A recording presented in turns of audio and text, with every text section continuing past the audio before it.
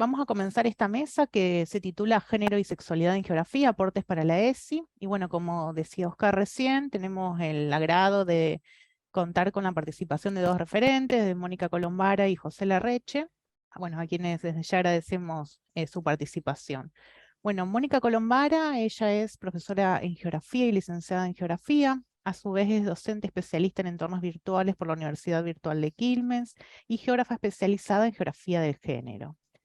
Hace muchos años que está trabajando en la temática, fue representante de América Latina en la Comisión de Geografía y Género de la Unión Geográfica Internacional entre 1996 y 2000, organizadora de las primeras jornadas latinoamericanas de Geografía y Género realizadas en la Facultad de Ciencias Sociales de la Universidad Nacional de Lomas de Zamora, también en 1999.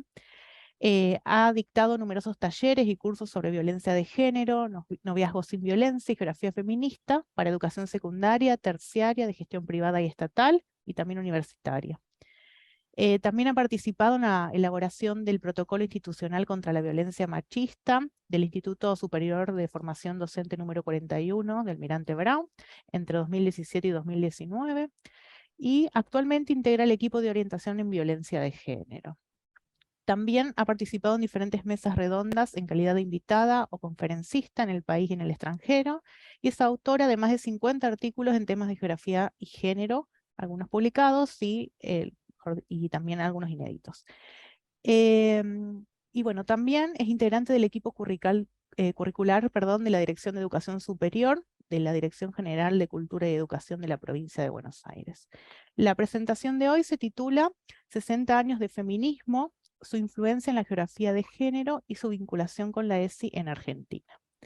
Y por otro lado tenemos a José Ignacio Larreche, quien es licenciado en turismo y estudiante avanzado del profesorado en geografía y también doctorando en geografía del Departamento de Geografía y Turismo de la Universidad Nacional del Sur.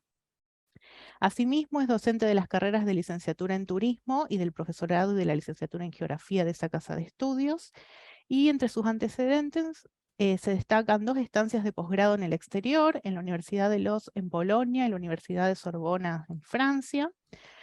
Ha culminado también una diplomatura superior en diversidad sexual y derechos humanos de Claxo, y sus principales intereses son la geografía de las sexualidades, los estudios urbanos y las geografías del turismo. Y hoy va a compartir una presentación que se titula El espacio sociosexual y su potencialidad analítica en la enseñanza geográfica.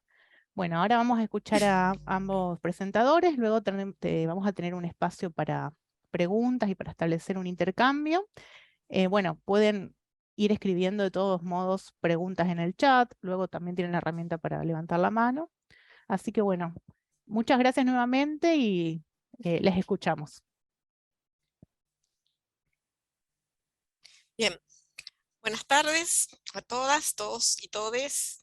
Muchas gracias a los organizadores por participar en esta mesa redonda, compartir con José, que no es la primera vez que compartimos una mesa, ya nos hemos encontrado en otras oportunidades. En algunas cuestiones coincidimos totalmente y en otras respetamos nuestros caminos, que le dan riqueza justamente a esto. Así que agradezco enormemente. Quiero aclarar que también hicimos algún acuerdo previo con quienes organizan esta mesa. Entonces, hubo algunas decisiones que tomamos en forma conjunta. Una de ellas es que, bueno, si fuera mi persona quien empezara con la temática, luego sigue José, después vamos a poner un espacio para intercambio, para discusión. Y en este caso, como dijo Oscar, más que nada que hable un poco cómo se llega a esta cuestión de geografía de género, ¿no? Y hasta qué punto hoy se puede hablar de geografía de género o hay que darle otras adjetivaciones. Por lo tanto, voy a ver si puedo compartir una presentación que me va a servir de guía y a ver cuál es esta.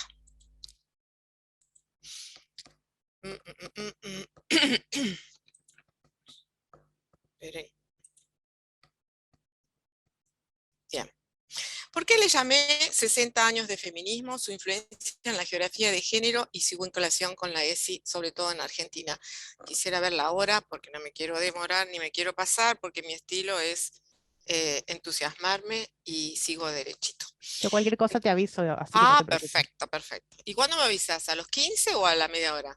Te aviso, ¿cuándo querés que te avise? Si no, te aviso cuando faltan 5 minutos, pero si vos querés antes, ¿querés que te avise cuando faltan 10 o 15? Sí, Dale, me perfecto. vendría muy bien. Voy a empezar con unas definiciones como para ir entrando derecho al tema, ¿no? Yo elegí dos definiciones o dos conceptualizaciones que hacen dos geógrafas feministas españolas. Una de ellas, por todos conocidos, es María Dolores García Ramón, quien plantea que la ciencia centrada en la geografía, ¿no? Como ciencia centrada en los análisis espaciales, ha ignorado sistemáticamente la variable género como un elemento de diferenciación social. Y esta me parece muy, muy valiosa, esta forma de ir definiendo a la geografía y ver también en qué consiste esta perspectiva. Y por su lado, mucho más reciente, Mireia Bailina, que es una de sus discípulas, se ha formado con ella, dice, hacer geografía feminista supone actuar profundamente sobre la visión androcéntrica de la concepción, perdón, de la concepción de la ciencia y del mundo, y pone en evidencia la exclusión, la dominación y la reproducción de un sistema desigual. Fíjense que la primera habla más que nada de una geografía de género, en tanto la segunda habla de una geografía feminista. Y hoy también nosotros vamos a hablar mucho de unas geografías de las sexualidades. Entonces, ¿qué objetivos me propuse? No sé si espero lograrlos en este encuentro virtual. Por un lado, mostrar un juego constante de escalas, interescalas, que es un juego complejo, es dinámico, muchas veces interpelador, por no decir casi siempre, que lucha por la obtención de derechos de mujeres y de disidencias, por lograr la equidad de derechos, y esa lucha es tanto enfrentando al Estado como a la sociedad en su conjunto en cualquiera de sus múltiples sectores.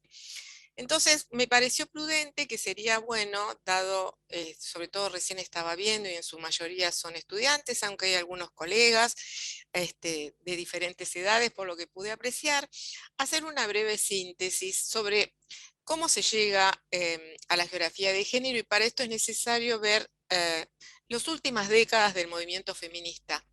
Y en esto también en una fuerte concordancia con la categoría de género, que también surge en estas últimas décadas. Y esto también tiene que ver con otro, a modo de paraguas, con otra impronta muy interesante que se da a partir de los años 60, cuando la movida en realidad sería contracultural de los años 60, y esto empieza a generar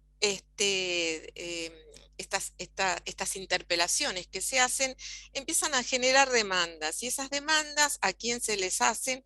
Generalmente se les hace a los movimientos sociales, las hacen sobre todo a los gobiernos y también a otras entidades o instituciones, como puede ser inclusive la academia, el rol del Estado en sus múltiples sectores, etcétera.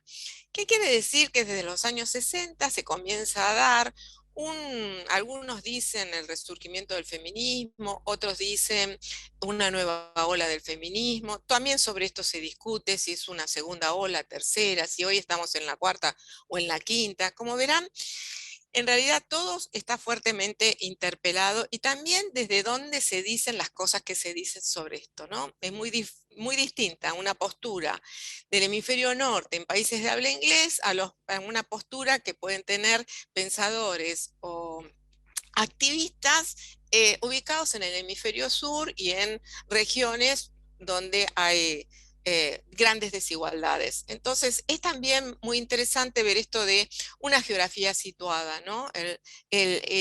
Cómo esto va generando toda una impronta. Y que sigo sosteniendo que es de una gran complejidad, es multidimensional, y que no siempre las y les jóvenes están al tanto de estas cuestiones. Sobre todo de ver cómo interactúan, cómo se entrecruzan todas estas múltiples dimensiones. A veces hablando con jovencitas, muy jovencitas, por ejemplo con adolescentes, piensan que el Ni Una Menos es el inicio del feminismo. Y es ahí cuando uno dice, bueno, vamos a esperar un poquitito. Esto no es tan así. Hay una genealogía del movimiento feminista que en realidad debe ser conocida. Y debe ser conocido tanto por muchos docentes que no están al tanto. Inclusive tengo colegas que son investigadoras en historia, investigadoras en geografía, y están totalmente ajenas a lo que puede ser el movimiento feminista. ¿Por qué? Porque también hay prejuicios sobre esto, la academia tampoco ha hecho grandes esfuerzos por meterse en esos temas, a no ser en algunas áreas muy especializadas. Entonces, si a todo esto le empezamos a sumar que esta movilización social de las mujeres da lugar y empieza a expresarse en los encuentros feministas de América Latina, ya en los años, principios de los años 80, el encuentro y su correlación en los encuentros nacional de mujeres a partir de 1986, empezamos a ver que esa década, la década del 80, es una década fuertemente movilizada, especialmente para visibilizar los temas de mujeres. Y estos encuentros, estos acuerdos internacionales, que ahora voy a hablar un poquitito, muy poquitito en detalle, ¿qué es lo que generan? Que los estados empiecen a elaborar políticas públicas. Y esto se da a distintos niveles, porque están los acuerdos y convenios a nivel global, pero después los estados empiezan a ejercer o a promover y a publicar y a hacer políticas públicas, que esto también implica la institucionalización de parte del movimiento, lo cual también trae algunas revueltas dentro del movimiento, si hay que ser institucionalizada o no. Entonces, también las políticas hoy las podemos ver, si agudizamos la mirada, que no solamente están en la escala nacional, sino también en la escala provincial. De hecho, la provincia de Buenos Aires, por ejemplo, al igual que otras provincias, tiene una ley de educación sexual integral, que por supuesto no se dio en forma inmediata a la nacional, sino que tardó casi una década en que la provincia de Buenos Aires se pusiese a tono con la educación sexual integral. Entonces, ¿cuáles han sido entonces todas estas dificultades? Como verán, ser feminista, ser militante en el feminismo, ser militante en la academia, ser militante en las instituciones, tiene avances y retrocesos, pero lo que sí se tiene claro es que siempre hay que seguir avanzando. Y al dar dos pasos, a lo sumo se retrae uno, pero hay que seguir avanzando para lograr no solo equidad en los derechos, sino también mejores calidades de vida sin tanta discriminación, etcétera, etcétera. Entonces, también hay que reconocer todo este entramado que hay entre la geografía con una perspectiva de género y la educación sexual integral, especialmente en nuestro país. ¿Por qué digo especialmente en nuestro país? Porque cuando uno empieza a analizar cuáles son las leyes de educación sexual integral en el resto de América Latina, son mínimas. En realidad, creo que nosotros lideramos en América Latina esta ley, que fue muy innovadora, ya tiene más de 15 años, 16, y más allá de las dificultades para ser puesta en práctica a pleno, todavía las tenemos, pero marca tendencia en América Latina. Entonces, vamos ya metiéndonos directamente en por qué hay cambios en la denominación de la geografía. Fíjense, en esta diapositiva dice geografía de las mujeres, geografía de género, geografía feminista, geografía de las sexualidades. Más de uno a mí me pregunta, ¿pero cuál es? Yo lo que observo en esto es una cronología. Es una cronología porque en el inicio, la geografía de género, cuando se empieza a dar los primeros trabajos, se dan en el hemisferio norte en habla inglesa, especialmente sobre los inicios de los años 70. ¿Y por qué? Porque se empezaron a visibilizar una cantidad de desigualdades y falta de oportunidades que tenían las mujeres en todos los ámbitos. Pero ahí empieza la academia a darse cuenta que esto que pasaba en el laboratorio, esto que pasaba en la sociedad, en el afuera de la academia, en realidad era algo que había estado totalmente invisibilizado y por lo tanto se le quería dar visibilidad dentro de la academia. Y es así como se empiezan a generar algunas líneas de investigación que en realidad tienen un carácter fuertemente descriptivo. Muchas veces se usan categorías más del feminismo que de categorías espaciales.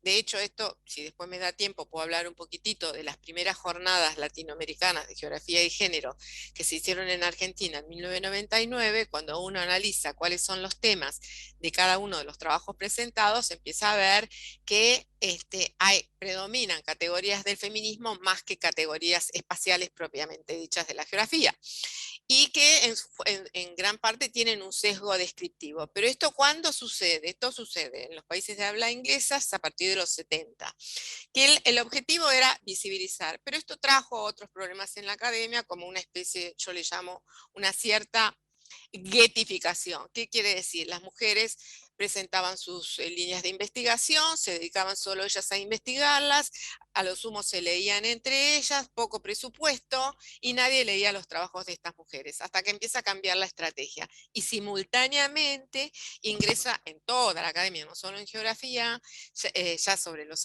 fines de los 70 y los 80, la categoría género, que recordemos es una categoría relacional femenino-masculino, donde el sexo biológico tiene determinadas, se le generan determinadas atribuciones de tipo generadas cultural y socialmente a lo largo de la historia, y de esa manera surge lo femenino, directamente vinculado al sujeto mujer biológicamente hablando. Y lo mismo pasa con lo masculino y varones. Pero en este caso, ¿qué esto empieza a tener fuertes críticas? ¿Por qué? Porque esta categoría relacional de género, claro, por un lado, en la academia que dice, bueno, pero también hay que trabajar las masculinidades, no solo cuestiones referidas a mujeres. Ahí es cuando empiezan algunas líneas de trabajo, pero en muy pocas universidades, sobre masculinidades. Pero, claro, esto se dan determinadas reglas de juego. Esas reglas de juego, ¿por quién están impuestas? Por el patriarcado. Y esas reglas lo que dan lugar es a la heterosexualidad y a la heteronormatividad, como términos que explican una situación inherente y propia del patriarcado desde sus inicios. Entonces, se da entonces esta geografía de género. Pero ¿qué ocurre? ¿Por qué es más aceptada esta categoría de género? Y en realidad es como, yo a veces digo, es como más amigable el término, ya no son las mujeres, ahora también son las masculinidades y también son las cuestiones de las mujeres. Y aquí también esto sucede sobre todo sobre los años 80 y 90, y aún hoy día se habla del género como una categoría e inclusive como una adjetivación de la geografía. Pero sin embargo, esto quiero hacer una aclaración en relación a la lengua, al idioma. Para el habla inglesa no hay diferenciación entre género y feminista. Entonces se pueden encontrar cantidad de artículos que es indistinto el uso de uno u otro. Es más, prefieren el de geografía feminista. Pero cuando uno empieza, sabemos que el español es una lengua que tiene muchos vocablos y que también tiene muchos significados esos vocablos. No es lo mismo decir soy una geógrafa que trabaja cuestiones de género a ser soy una geógrafa feminista. ¿Por qué? Porque el adjetivarse como feminismo o una geografía feminista es contraer un compromiso político. ¿Qué quiero decir con esto? Porque el movimiento feminista es teoría y es práctica, es compromiso y es militancia, que tiene entonces otro enfoque, otro matiz que lo difiere de geografía de género. Yo sé de que hay personas, investigadores, investigadoras y colegas que trabajan el género como una categoría más, pero sin necesariamente tener un compromiso. Y esto se va desarrollando sobre los años 80 y 90, en que empiezan a emerger a raíz de otros pensadores y otras y otros filósofos que empiezan a interpelar estas formas de denominar, ya sea género feminista, porque lo consideran muy heteronormativo, heterosexual, y que en realidad acá no está implicado todo lo que se refiere al deseo, ¿no? A la identidad y a la orientación sexual. Y en esto, ahí fíjense cómo empezamos a cruzarnos con qué, con la educación sexual integral. integral. ¿Por qué? Porque nuestra ley es una ley de educación sexual integral con perspectiva de género, no es no es una ley cualquiera, sino con perspectiva de género. Entonces, tanto desde la geografía feminista o de género, como desde la geografía de las sexualidades, que están fuertemente desarrolladas a través de pensadoras y filósofas como puede ser Judith Butler o como puede ser Beatriz Paul Preciado, y después seguramente José va a hablar de muchos otros autores y autoras. Entonces, lo que empezamos a ver es que hay, digamos, una gran, hoy hay como una gran diversidad y complejidad en las formas de denominar. Uno se puede preguntar, y a veces los estudiantes y las estudiantes me preguntan, pero ¿y cuál es la correcta? Y habría que ver que esto sí tiene una cronología, y no sé, a lo mejor dentro de 15, 20 años, si sigue llamándose de esta manera, o a lo mejor los movimientos sociales nos llevan a denominarla de otra manera.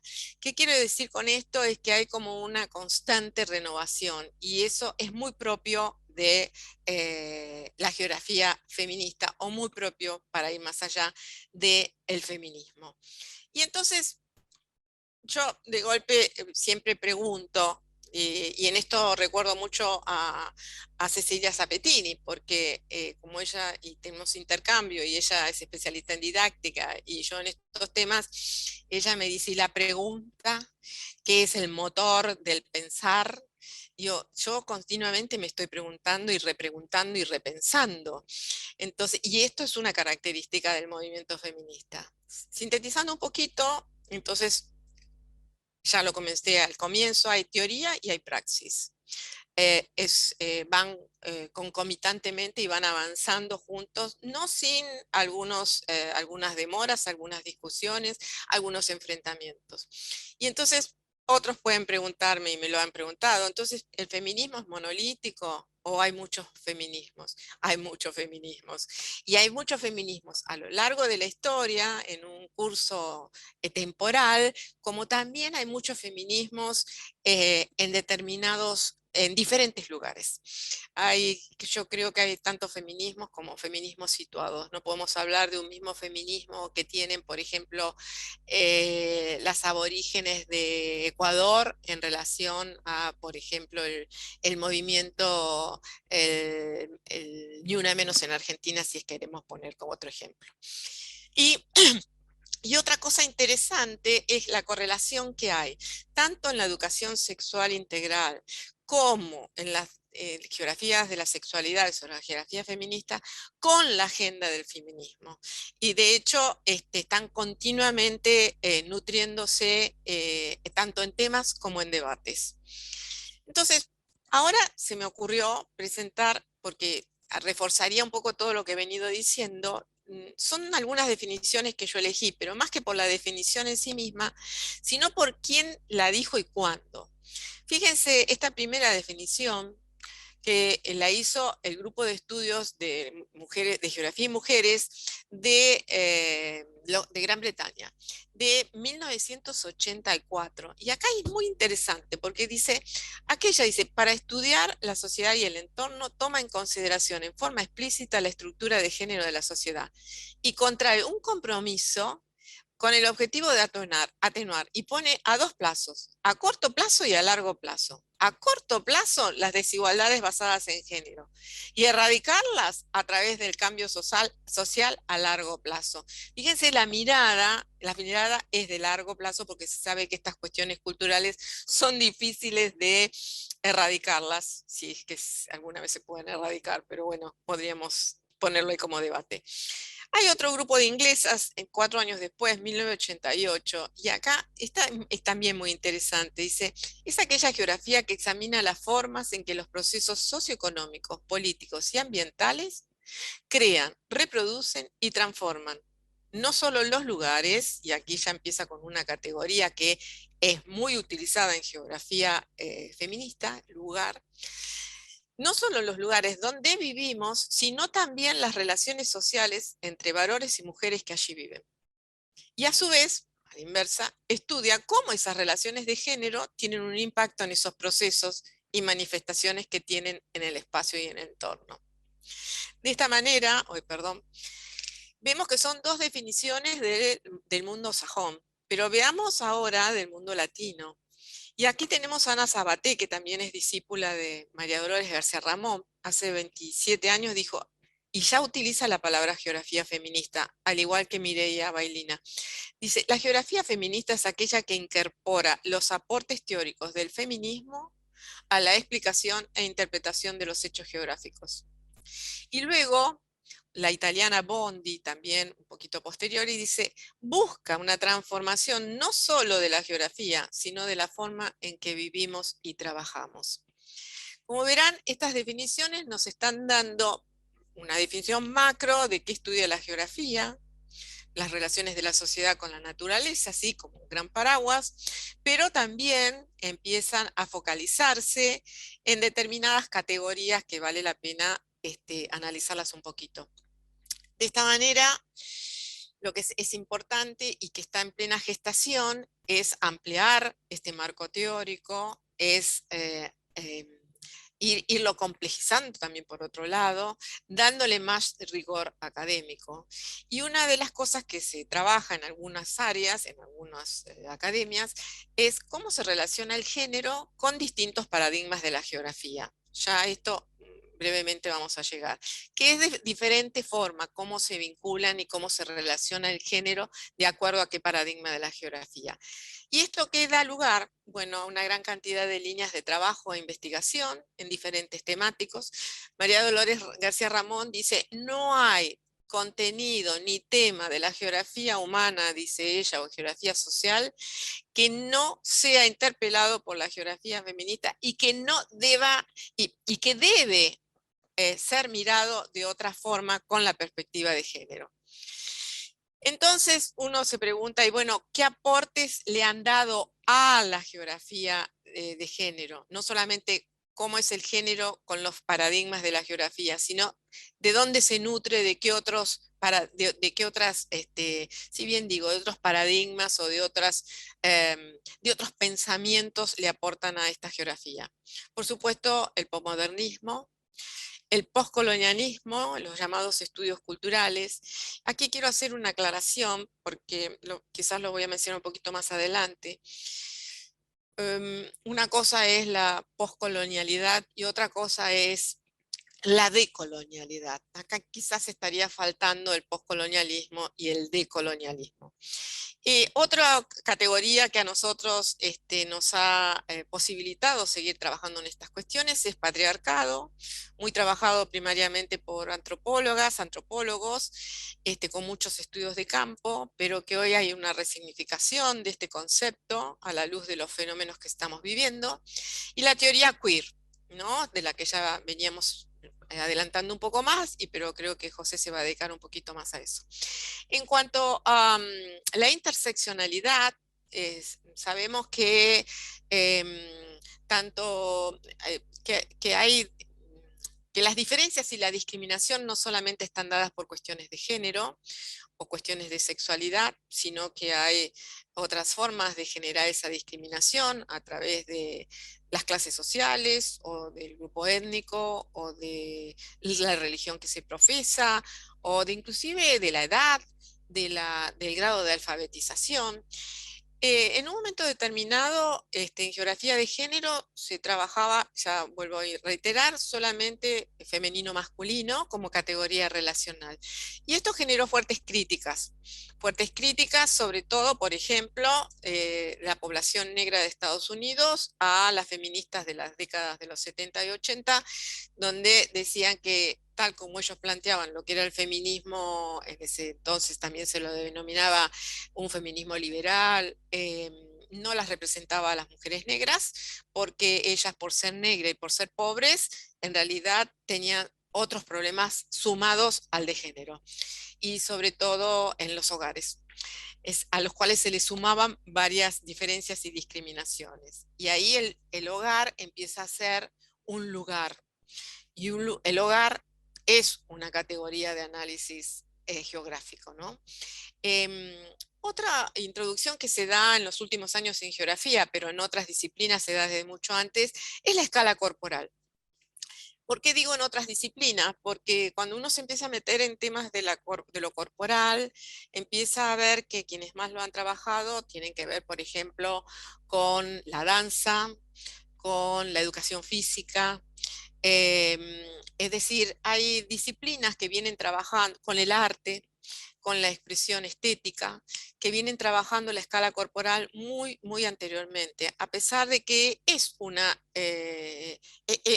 de las escalas en que en geografía podemos decir y tenemos que trabajar mucho más.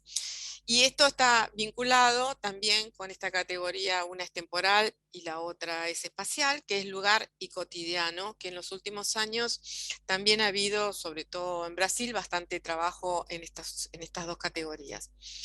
Es así que en los últimos más o menos 20 años empieza a surgir las llamadas sexualidades que, como vimos, impactan en la geografía, dando lugar a una línea muy vigorosa en este momento. Y un último tema que me quiero destacar es el de las cuestiones metodológicas. En algún momento, sobre las décadas 70 y 80, se discutió mucho cuáles eran las mejores metodologías para abordar estos temas.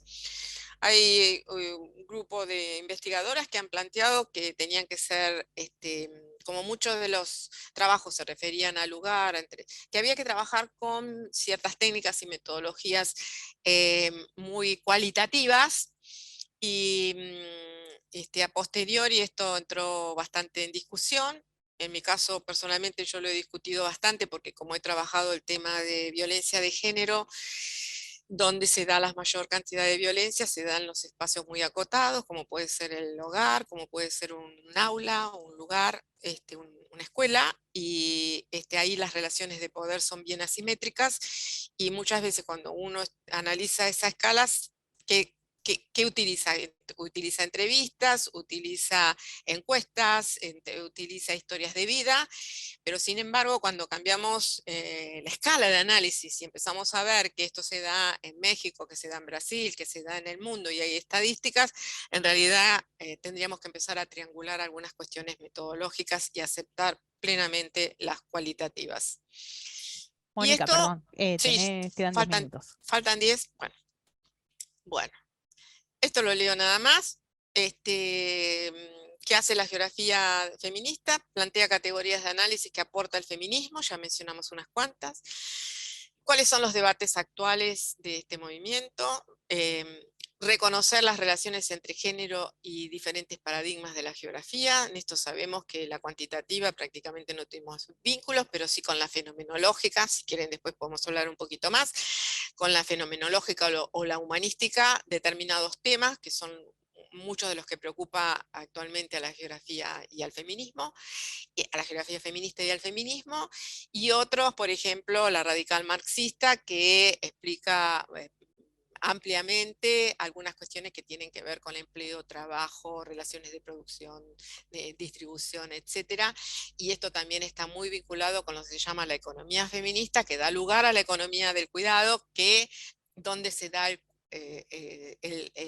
cuidado. Bueno, largo algunos temas por donde anda hoy la geografía feminista. Sigue el tema de indagar qué líneas de trabajo están, para eso hay una bibliografía que después voy a recomendar, si me permiten, o al final.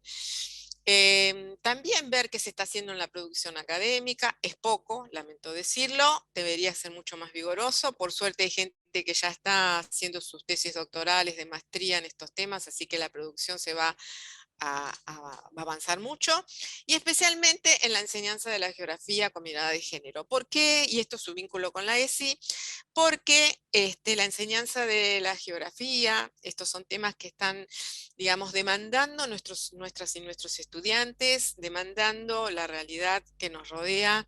Hay cantidad de temas que en geografía no lo estamos viendo y que ahora le voy a dar brevemente una descripción en estos 5 escasos minutos que creo que me quedan. Acá mencionaba cuáles eran los paradigmas con los que podemos tener vínculos. El teorético escalo nulo interés, percepción y el comportamiento hizo un quiebre, sobre todo con geografía de las mujeres. La radical marxista explica la subordinación de las mujeres sobre una base materialista. Hay cantidad de temas para trabajar. La cultural humanística, aquí tuvo mucha influencia el psicoanálisis, mucha, y lo está teniendo cada vez más. Bueno, esto es alguna de las cosas que ya mencioné, así que a modo de una primera conclusión, sería esta, que el enfoque de género ha supuesto una ruptura metodológica sustancial en geografía, ya que ha sido el motor para reconsiderar muchos conceptos y categorías geográficas. Sin embargo, hay una reducida contribución académica, a pesar de la expresividad que tiene el movimiento de mujeres y las diferentes vertientes del feminismo, especialmente en América Latina. Hay resistencia en el ámbito académico a incorporar nuevas categorías, nuevos enfoques que apunten, mejoren, amplíen estos análisis sociales, culturales, a comprender la diversidad social y espacial, y que hay un escaso tratamiento de estos temas en la enseñanza de la geografía.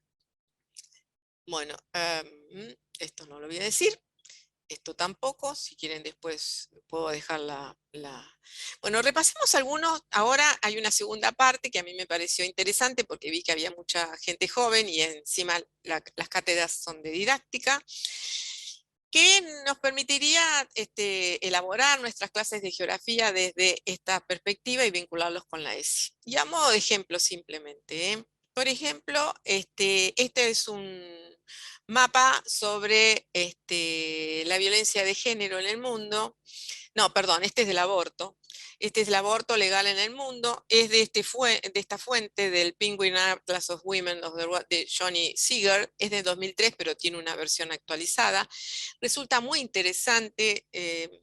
Si quieren, después les dejo esto para que lo puedan ver con más detalle a quienes organizan y lo pueden difundir. Es muy interesante hasta para trabajarlo en el secundario, en distintas cátedras, como lo rojo es aborto ilegal o severamente restringido. Fíjense los países menos desarrollados, cómo las coloraciones van diferenciándose a medida que nos vamos hacia el hemisferio norte.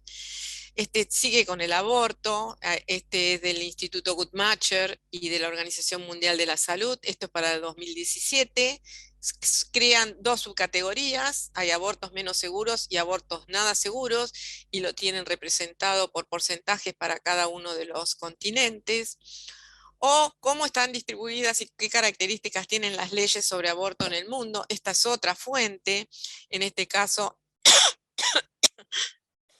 es de los derechos reproductivos, una organización que se ocupa de estos temas. Otro es muy interesante, el aborto en América Latina. Para quienes son docentes saben que este es un SynLink, y el SynLink es una interesante herramienta. Por ejemplo, a ver si yo me voy a tirar el lance de ver si puedo ir. Sí, pude ir, no sé si voy a poder volver. ¿Cómo es esto? Haciendo un clic, por ejemplo, yo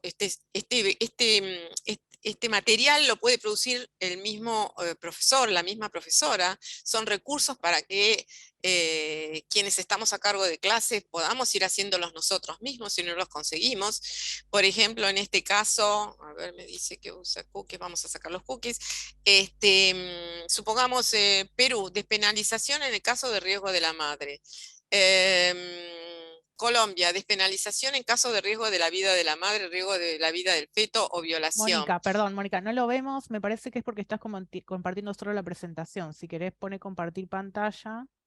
Compartir pantalla. Estás Pantalla, compartiendo la pantalla, me dice, ¿eh? pero creo que estás compartiendo solo la presentación, porque nosotros Bueno, seguimos. entonces vuelvo a la presentación, ¿eh? Ahora, ¿cómo vuelvo? Es el otro tema. ¿Eh? ¿Cómo vuelvo? ¿Ahí se ve?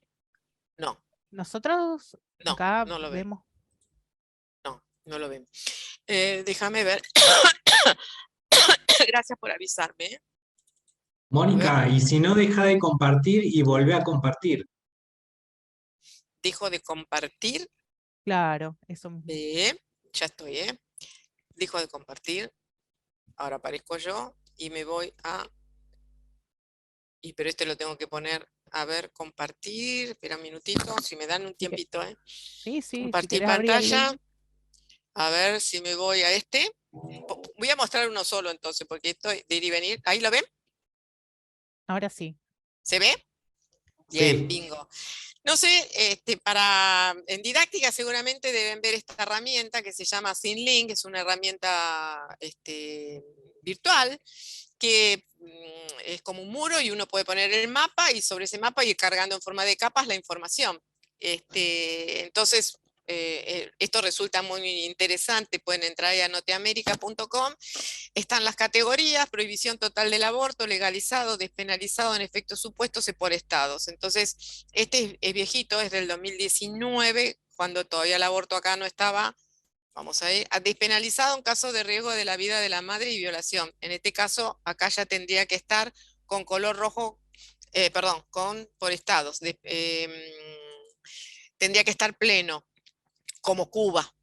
Si voy a Cuba, legalizado si se cumple dentro de las 12 primeras semanas de... y lo mismo Uruguay, legalizado si se cumple dentro de las 12 primeras semanas. Argentina ya tendría que estar con esta misma referencia. Es decir, ¿qué exige todo esto? Una constante actualización o también búsqueda de estos materiales que nos permitan, vamos a ir nuevamente,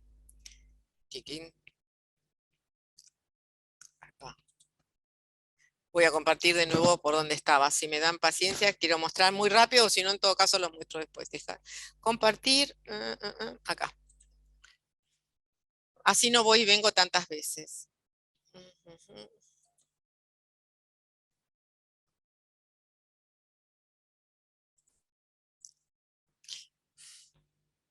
Bien, otra forma de representarlo, como verán ustedes, hoy hay cada vez más representación cartográfica. Yo estoy mostrando lo del aborto, pero también podemos encontrar, este es un material sacado del Le Monde Diplomatique. Este es un interesante recurso para trabajar en las aulas. Tiene la dificultad que cuando uno le saca una foto o lo escanea, no se ve con mucho detalle, pero sí la representación cartográfica nos permite ir haciendo varias preguntas a los mapas. En el caso de femicidio, feminicidio, bueno, aquí habría que aclarar que no es lo mismo y que en México generalmente hablan de feminicidios, mientras que en Argentina hablamos más que nada de femicidios. México tiene su historia con este tema, por eso se habla más que nada de feminicidio, porque en ese caso el Estado mexicano fue sancionado por la ONU y UNIFEM por no haber resuelto o elaborado políticas públicas para resolver sobre todo los crímenes de Ciudad Juárez y otras localidades. Pero también si uno busca, empieza a encontrar que hay, por ejemplo, yo traje como colación la violencia hacia, a ver si lo puedo... No. La violencia en India, acá hay un corte temporal, 2001, 2012, entonces uno empieza y puede ver cómo van variando los porcentajes de acuerdo a los estados. En algunos se mejora, como ser los estados del centro, y en otros se empeora. Esto es lo mismo por tasa y por tasa. El otro eran totales y este es en tasa. Otro es los femicidios, por ejemplo, por provincia en Argentina. Cada vez hay más información estas. Algunas son oficiales, como puede ser esto, Registro Nacional de Femicidios del 2015 al 19, en el Observatorio de las Violencias, ahora sí que nos ven, pero hay otros observatorios. El primero es de una ONG, que en este momento está en conflicto con el Ministerio de Mujeres, porque la de Zambrano lo que hace es tomar datos de los periódicos, de las noticias periodísticas, en tanto el Registro Nacional de Femicidios toma de todo lo que está judicializado, por lo tanto los valores no coinciden y ahí hay una discusión, bueno, sobre quién tiene razón, más allá de eso. La feminización de la pobreza, otras formas también muy reconocidas para nosotros y nosotras, que hemos dado clases de geografía de población. En este caso está cruzado por migrantes, y en este caso es muy interesante lo que acopla o lo que menciona Saskia Sassen sobre la feminización de los mercados de trabajo. Ella habla más que de una feminización de las migraciones, de una feminización de la supervivencia. Hoy también se habla de una feminización de los cuidados, en otro tema, que está vinculado con las migraciones. ¿Por qué? Porque hay muchas, sobre todo se ve en todo Centroamérica y parte de la América Andina nuestra, que hay gran cantidad de mujeres con hijos a cargo, pero que dejan sus hijos y sus hogares a cargo de otras mujeres y ellas migran en distancias solas y en distancias cada vez más largas en la búsqueda de otros trabajos que tienen que ver con el cuidado. Por eso se dice que hay una transferencia de cuidados. Este es otro tema. Hoy día, dentro de la geografía feminista y del feminismo, los temas que más están trabajándose son cuidado, con la economía del cuidado, la economía feminista, y educación con ese. Participación política de las mujeres también está sacado del Atlas de Le Monde Diplomatique. Este es otro temazo para trabajarlo. No quiero terminar sin dejar alguna mención sobre lo que es el contramapeo, la cartografía social y su vinculación con la geografía feminista. En este caso vale la pena trabajar sobre la geografía crítica, el colectivo de geografía crítica del Ecuador, que toman a los feminismos como una práctica espacial, por eso dicen geografiando para la resistencia, y trabajan con, en este caso habría que ver mucho la página Iconoclasistas, que tiene cosas súper interesantes para trabajar en el aula. Los resultados son óptimos, les estudiantes todos quieren hacerlo. Se puede trabajar con el barrio, con la calle vecina, con el hogar, etc. Y estas mujeres lo que trabajan son distintas técnicas, como mapas parlantes, caminatas en transectos, trayectos urbanos, mapeo del cuerpo territorio, y hacen propuestas. Acá hay un ejemplo, los invito a que visiten la página y que lo puedan ver, cuáles son los aportes de la cartografía social, que hoy es muy importante la cartografía tradicional, pero tenemos que incorporar la cartografía social como una herramienta muy interesante. Todos esos son trabajos del colectivo crítico de Ecuador. No voy a ir a la página de Iconoclasista para no perder tiempo, pero acá fíjense cómo está representado el planiferio y qué pasa con las mujeres de cada una de esas regiones. Siempre vinculado, esto se trabaja mucho en ecofeminismo, que es otra de las líneas del feminismo y de la geografía feminista, con algunos planteos y discusiones entre sí. Este es un trabajo que les debe resultar conocido porque es de Diana Lan en Tandil, con el grupo de Geógrafas Haciendo Lugar, que es un colectivo creado allí en la universidad entre estudiantes y docentes, y que lo que representan cartográficamente es alguno de los temas que vivimos las mujeres, como el acoso callejero, por ejemplo, o, bueno, querían y visualizar datos, habría que visitar esta página, tampoco los voy a llevar, pero si ustedes pueden entrar a esa página van a ver la cantidad de información que permitiría dar nuestras clases de geografía a lo largo del año. Acá está el atlas del que yo le mencionaba recién, cuáles son sus 4 grandes temas. No sé si lo conocen, pero es de una colega joven nuestra, es de Maggie Moreno, Cambalache Coopera, es de una página que generaron los chicos de la UBA, y ella ha hecho la parte de geografía de las sexualidades, es un GIS online. Uno entra en cualquiera de estos iconitos y empieza a ver toda la producción que hay en distintos lugares del planeta. Por supuesto, donde más hay de lo que se ha recogido es de Europa y América del Sur. Pero ya está dando sus pasos África, también está dando bueno, acá no se ve, se me cortó.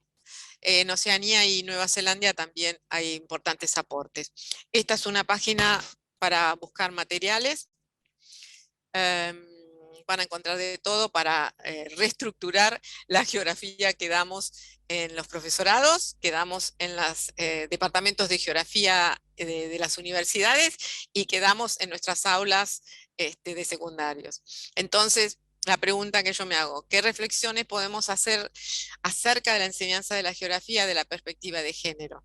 ¿Y cuáles son los vínculos con la educación sexual integral? ¿Qué respuesta damos como docentes que trabajamos en diferentes niveles a los nuevos temas, problemas o aquellos contenidos y conceptos que necesitan ser resignificados a la luz de las demandas socioculturales actuales? ¿Cómo los abordamos? ¿Con qué metodologías los trabajamos? Una última palabra de María Dolores García Ramón.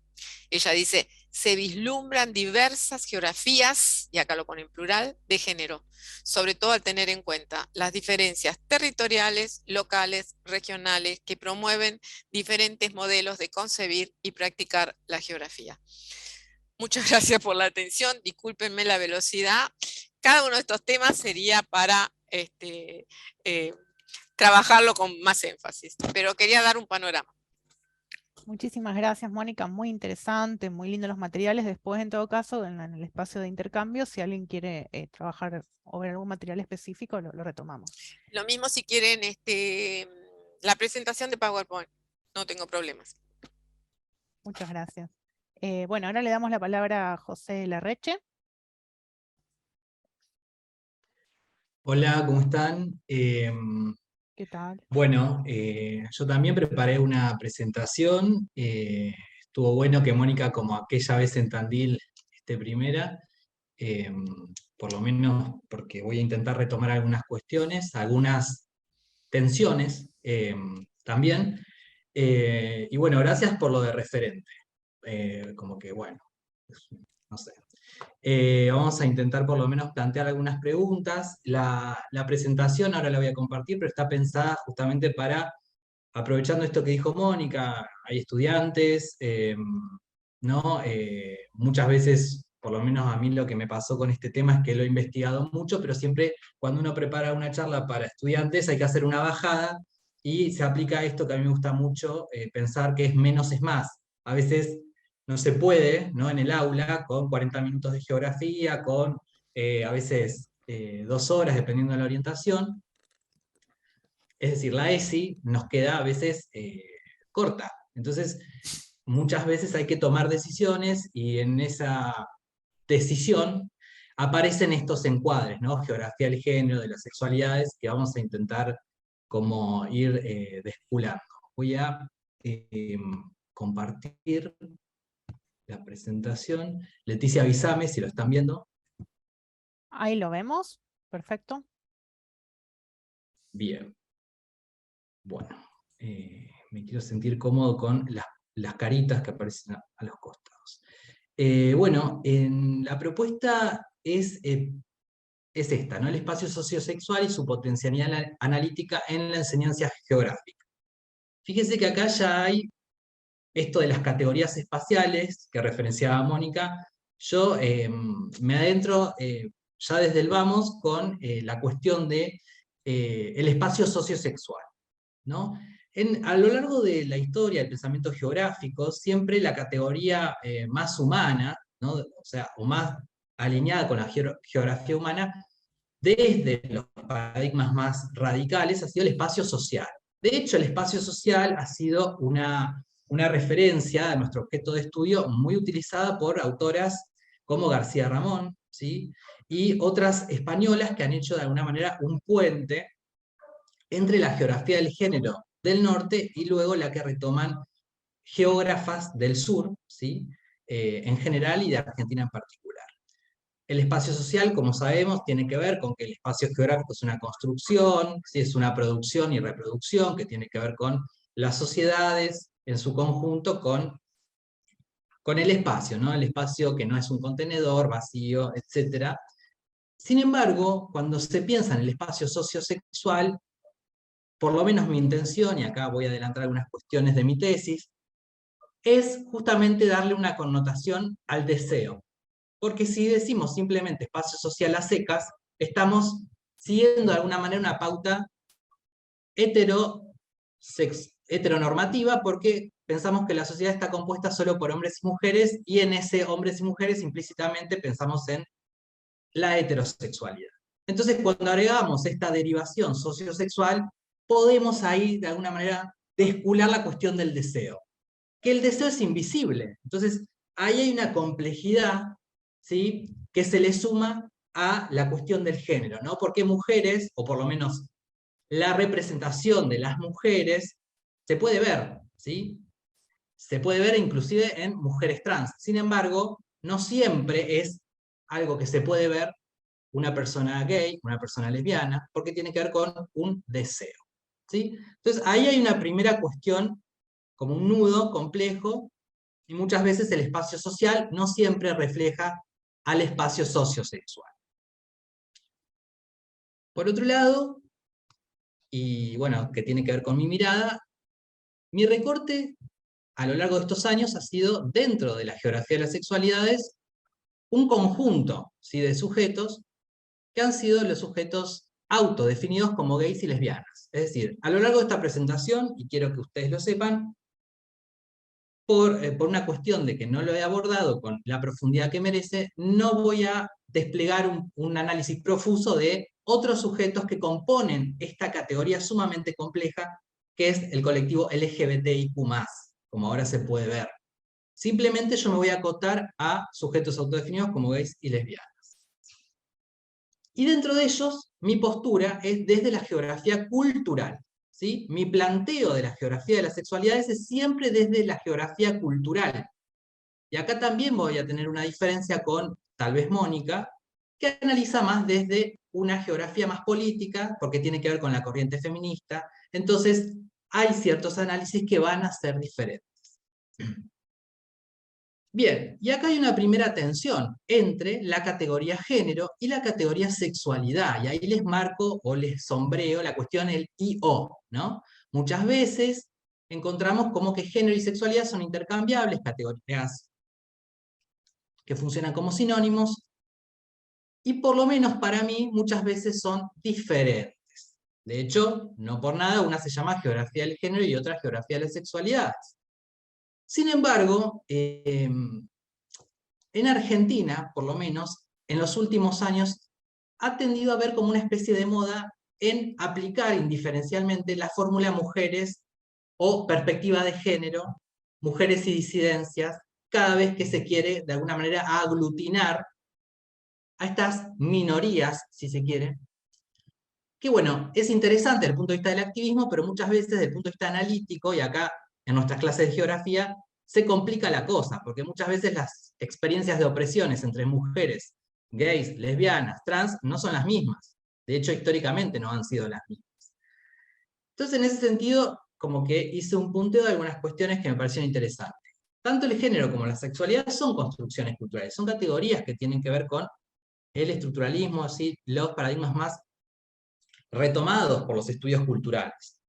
Sin embargo, el género ha quedado fuertemente anclado a estudios relacionados con el sujeto mujer o mujeres, y también ha analizado la relación asimétrica de poder entre mujeres y varones, pero siempre cis heterosexuales. De hecho, cuando uno lee los trabajos de García Ramón y de otras españolas, puede ver que siempre la preocupación, la inquietud está basada en la relación asimétrica entre hombres y mujeres que están unidos por un deseo heterosexual, ¿sí? Por eso es que hay un problema, porque los une el deseo heterosexual y en esa unión hay complejidades. Llamémosle violencia, ¿sí? Llamémosle la cuestión del cuidado, la cuestión de la división sexual del trabajo, pero siempre hay una cuestión implícita de una cosmovisión heterosexual. En otras ocasiones, la perspectiva de género, como les dije, intenta, ¿sí? En esto hace un esfuerzo, dar cuenta de las problemáticas de la diversidad sexual, principalmente porque, y lo podemos ver en nuestra Argentina, hay un Ministerio de Mujeres y Diversidades, es decir, busca el género como categoría hacerse cargo de los problemas de la diversidad sexual, principalmente de la población trans, porque tiene que ver con una identidad de género, ¿sí? La población trans, y muchas veces, para decir, bueno, explicitar que se va a hacer cargo de esas problemáticas, a veces se habla de la perspectiva de género y diversidad sexual. Esto también se ve en cursos, ¿sí? Se ve en muchas veces cursos de capacitación docente, ¿no? La perspectiva de género, y a veces se agrega y diversidad sexual. Sin embargo, la diversidad sexual pasa a ser como una última unidad, un último punto, ¿sí? Del programa de todo ese curso de perspectiva de género y diversidad sexual. En este sentido tenemos que saber, o por lo menos como algunas autoras han planteado, Gayle Rubin, que es una antropóloga norteamericana, Sedgwick, ¿sí? Que es la que ha escrito la epistemología del armario, es decir, filósofas que no tienen que ver con Butler, pero que están alineadas, han dicho que la diversidad sexual, que las cuestiones de diversidad sexual, tienen que ser un campo autónomo, que no es lo mismo que el género, porque las problemáticas no son las mismas y porque el género a veces, al querer dar cuenta de las problemáticas de la diversidad sexual, resulta insuficiente y no hay una reciprocidad, ¿sí? Equivalente. Esto es lo que va a explicar muchas tensiones que hoy tiene el movimiento de mujeres con el movimiento LGBT también. Y en este sentido, en el último punto, volvemos a esta cuestión de la fórmula mujeres y disidencias, que aparece en los últimos años como una alianza coyuntural del activismo que empieza a demostrar más insuficiencias, más tensiones, ¿sí?, que coalición, ¿sí? Entonces, como que les traigo este panorama para ver por qué yo voy a hablar de la geografía de las sexualidades, pero también vinculándolo con cuestiones que están pasando en estos momentos, ¿sí? En cada 8M, en cada encuentro de mujeres, aparece esta tensión, ¿sí? Principalmente una tensión que tiene que ver no solo con la disputa del significante mujer, sino con la disputa de dónde están o qué hacen ya en el 2022 los gays, ¿sí? Porque muchas veces el varón pasa a ser como una especie de intruso para muchos feminismos, ¿sí? En esto que Mónica pluralizó, pasa a ser como una especie de intruso o enemigo. Entonces, en los últimos años los gays ya no se sabe si tienen esta potencialidad crítica, ¿sí? Por lo menos es lo que aparece desde las prácticas y las voces de mis entrevistados. En este recorrido les quería contar que, bueno, yo estoy llevando a cabo una tesis de doctorado en geografía vinculado con la geografía de las sexualidades en Bahía Blanca. Entonces, todo lo que voy a decir tiene que ver con testimonios que aparecieron en la tesis, ¿sí? Y prácticas, ¿sí? Porque muchas veces eso es lo que tienen las ciencias sociales que no tienen las humanidades. Tal vez es interesante leer a Butler, utilizar esas categorías como caja de herramientas. Sin embargo, la filosofía debe ser un afluente, ¿no? Y nosotros, como ciencia social, en geografía, y como docentes investigadores que estamos frente al aula, siempre vamos a querer ver, por lo menos a mí me pasa, ver las prácticas en el espacio, ¿no? Lo que pasa realmente.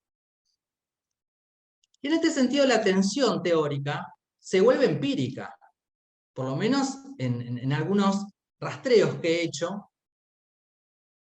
a lo largo de estos años, estos 5 o 6 años. En este sentido, les traje algunos disparadores, ¿no?, como imágenes. Uno es el Diccionario de Género y Feminismos.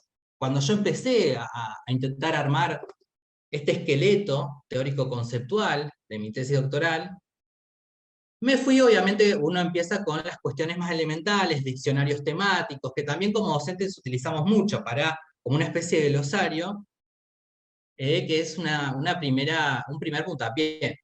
Y en ese diccionario de estudios de género y feminismo, que tiene su reedición, cuando yo buscaba la palabra gay u homosexualidad, no aparece, ¿no?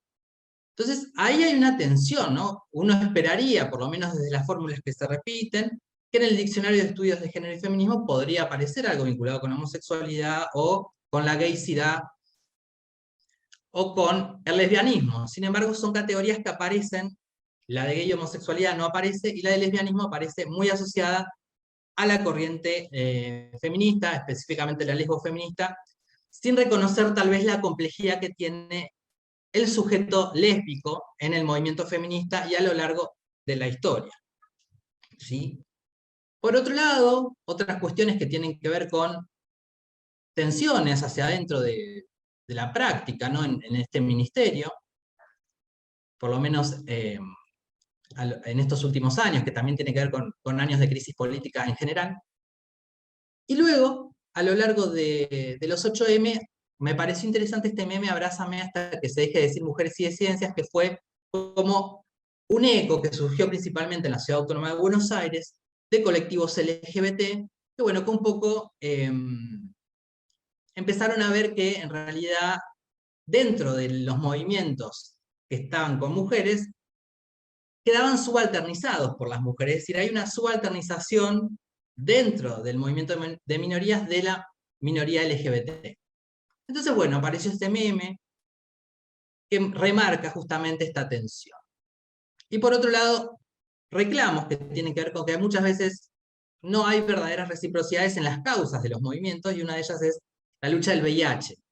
¿Sí? La lucha del VIH, que es una causa bien característica o representativa de los movimientos LGBT, que se ve poco, por lo menos, es lo que decían algunos investigadores de Rosario, en los movimientos de mujeres. Y si queremos esta alianza, tenemos que empezar a sentarnos sobre la mesa y explicar nuestras diferencias, nuestras internas, que por lo menos yo no las he visto mucho, ni mediáticamente, ni en congresos, o sea, hay pocos espacios para debatir estas internas.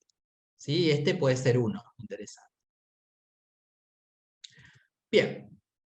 Entonces eso para decir por qué a veces hay una tensión, además de que hay distintos nombres. Y ahora entrándome en la cuestión de la sexualidad es un concepto demasiado complejo, ¿sí? Muchas veces como docentes nos cuesta decir, bueno, ¿de qué hablamos cuando hablamos de sexualidad? Y me pareció interesante traerles a colación una cuestión, ¿no? Como una ABC de dos sociólogas, ¿sí? Ellas se definen sociólogas del amor, que han retomado muchos sociólogos también de Argentina, que investigan la cuestión LGBT, que son Eva Ilus y Dana Kaplan, ¿sí? Que trabajan sobre el capital sexual, y que ellas dicen que la sexualidad abarca dos terrenos muy amplios.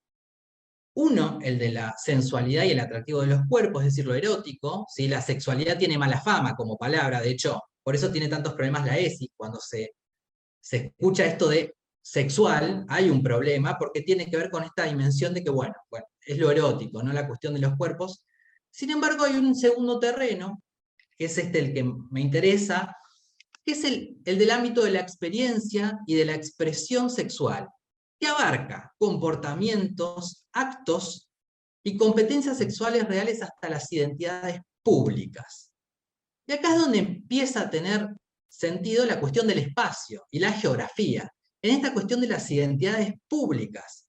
Y esto que les decía desde el inicio, el deseo es complejo, tiene que ver con la invisibilidad, tiene que ver con cómo cada uno gestiona su orientación sexual. Entonces, al hablar de identidades públicas, estas autoras están diciendo que, bueno, acá hay de alguna manera una unión entre el plano privado y o doméstico del deseo y el plano exterior y o público, ¿no? Y ahí es donde empieza a tener sentido este espacio, ¿sí? Sociosexual.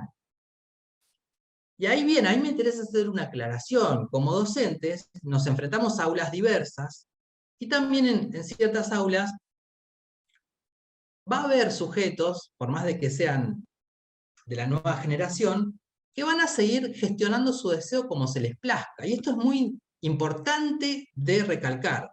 Hay sujetos gays, lesbianas, sujetos gays y lesbianas, que son los que más me he concentrado, que tal vez no publicitan esto de las identidades públicas, su deseo, otros que sí, algunos que van a pensar que la sexualidad es anecdótica, otros que es una postura política, que la van a llevar a cabo en cada contexto de enunciación de su vida, ¿sí? Desde el ámbito laboral, el ámbito escolar, una marcha, ¿sí? Entonces, esta cuestión del deseo es sumamente personal, ¿sí? Y es sumamente cambiante, dinámica, plástica, diría Giddens, que también ha escrito mucho sobre las cuestiones de sexualidad. Y en ese sentido hay tres, dentro de la sexualidad y vinculada con el segundo ámbito, hay tres categorías interesantes, que son la de orientación sexual, la de identidad de género y la de expresión de género. Y me pareció didáctico, ya que estamos, traerles esta figura que un poco va a hablar de esas diferencias, de esas distinciones. La orientación sexual, que es la que más me interesa, porque tiene que ver con lo gay y lo lésbico, y ahora voy a ver por qué me interesa. Y después otras que tienen que ver con la identidad de género, que ahí sí, la identidad de género repasa algunas cuestiones que dijo Mónica, porque tiene que ver más que nada con lo cisgénero, pero también con lo transgénero. Y la expresión de género, que es estos últimos años, esta explosión dentro del colectivo LGBT, que es esto de lo Q+, que ya tiene que ver con una cuestión de performatividad, de vestimenta, ¿sí? De nombre, ¿sí? De autopercepción. Entonces se empieza a ser cada vez más compleja la cuestión, lo sexual, ¿no? Entonces estas tres palabras son interesantes para analizar esto de la sexualidad. Como a mí me interesa la orientación sexual, porque me baso en gays y lesbianas, yo me voy a basar en esa, y es la que tiene que ver más que nada con el deseo ¿sí? Sexual que se va a trasladar a las espacialidades. A lo largo de los años en Argentina, los significantes de la diversidad sexual fueron complejizándose, de hecho siguen complejizándose. Esto es algo que tenemos que tener en cuenta a la hora también de explicar estos temas, ¿sí? La homosexualidad, es decir, como docentes, cuando hablamos de homosexualidad tenemos que saber que homosexualidad deviene de cuando la OMS decía que, bueno, que las personas que tenían estos deseos eran enfermos, ¿sí? Es una categoría bien, es la primera, es una categoría que tampoco distingue entre homosexuales hombres y mujeres, de hecho la mayoría, la referencia más practicada cuando se hablaba de homosexualidad era la de los hombres, es la que analiza Foucault en todos sus escritos también, y luego a partir de los 90 y luego de la revolución de Stonewall, que es como el puntapié de toda esta causa LGBT, aparece sí la cuestión más amplificada de esos sujetos del colectivo. Se empieza a hablar de gays, de lesbianas, ¿sí? En Argentina llega antes el significante travesti que el de trans, ¿sí? De hecho, lo trans va a ser mucho más actual. Y bueno, muchas veces esta cuestión tiene que ver no solo con Stonewall, sino con la apropiación a partir de cierto capitalismo, ¿sí? En el hemisferio norte, que va a ser interesante y que bueno, va a ser muy criticado luego en el hemisferio sur, pero no deja de ser interesante recuperar estos significantes. Luego a partir del 2000 en Argentina aparece esta sigla cada vez más complejizada, la T se va a triplicar porque tiene que ver con personas trans, travestis, ¿sí? Transexuales, en algunos casos se va a agregar la I, que es una discusión de intersex, y bueno, llegamos hasta nuestros tiempos con esa Q y ese más, ¿sí? Que tiene que ver con cuestiones de performatividad, con lo no binario, ¿sí? Y en algunos casos ya es tanta la complejidad que hay una elección por decir simplemente disidencias o diversidades, y es un poco, por lo menos desde el punto de vista holgazán, porque no siempre alguien que es gay o alguien que se autopercibe lesbiana es disidente, ¿no? La disidencia en su etimología tiene que ver con disentir, y muchas veces, y esto es interesante, hay personas del colectivo que no les interesa disentir con el sistema, ¿sí? O con estas cuestiones de ir a una marcha, ¿sí? Entonces, no toda persona autodefinida como gay es disidente, ¿sí? Bueno, ahí hay otra aclaración que también me interesa recuperar. ¿Por qué? Porque ahí tiene que ver con el espacio sociosexual, ¿no? En esa conexión de cómo gestionamos nuestro deseo, podemos ser disidentes o no. Bien. Y esto también tiene que ver con las conquistas desde el punto de vista legal en nuestro país, ¿no? Hay ciertos hitos a lo largo de la historia reciente, que han marcado estas claves, estos significantes, y que han también marcado la naturaleza de los estudios, ¿sí? De los análisis, de las ciencias sociales en general y de la geografía en particular. Lamentablemente, en el campo de la geografía de las sexualidades en Argentina, hay pocas personas que estén llevando a cabo estos estudios. Sin embargo, es importante referenciar en la labor de la geografía brasileña, especialmente los trabajos del grupo de la Universidad de Ponta Grossa, liderados por Josely Silva, ¿sí? Obviamente, dentro de la geografía de las sexualidades, siempre tiene que haber una lección, porque es muy difícil esto, abarcar, y a veces menos es más. La geografía brasileña se ha concentrado mucho más en la población trans dentro de la geografía de las sexualidades, a diferencia, por lo menos de mi experiencia, que me he centrado más en gays y lesbianas. Acá es interesante no hacer una cuestión, y retomando lo de Mónica, evolutiva de la cuestión de las sexualidades, ¿sí? Sabemos muy poco en Argentina de lo que ha pasado en términos espaciales con gays y lesbianas, como para que ahora, ¿sí? A partir de los paradigmas queer o de los no binarios, directamente se tire por la borda a estos sujetos del colectivo. Entonces, con esta cuestión evolutiva y cronológica hay que tener cuidado, porque todos los estudios son igualmente valiosos. Y en esto también quiero hacer referencia a lo que dijo Mónica. A mí me parece muy bien que siga habiendo gente en geografía, en ciencias sociales, que siga estudiando mujeres o geografía de las mujeres, ¿sí? Porque queda mucho por hacer, y en esta cuestión cronológica que no se confunda con una cuestión evolutiva, y dejarnos llevar por las modas, ¿sí? No, hay que seguir estudiando, ¿sí? Para poder tener una mayor complejidad en el análisis, porque a pesar de que estemos frente a estudiantes que por ahí tienen más cercanía con estas cuestiones, hay que recuperar la perspectiva histórica, y ahí coincido sumamente con Mónica Colombara, porque la diversidad sexual también tiene un recorrido, en general y en particular en Argentina, con Carlos Jauregui y con Ilse Fuscova, que es interesante recuperar y se puede trabajar con otras materias como historia, ¿sí? Entonces la perspectiva histórica en estos temas es fundamental.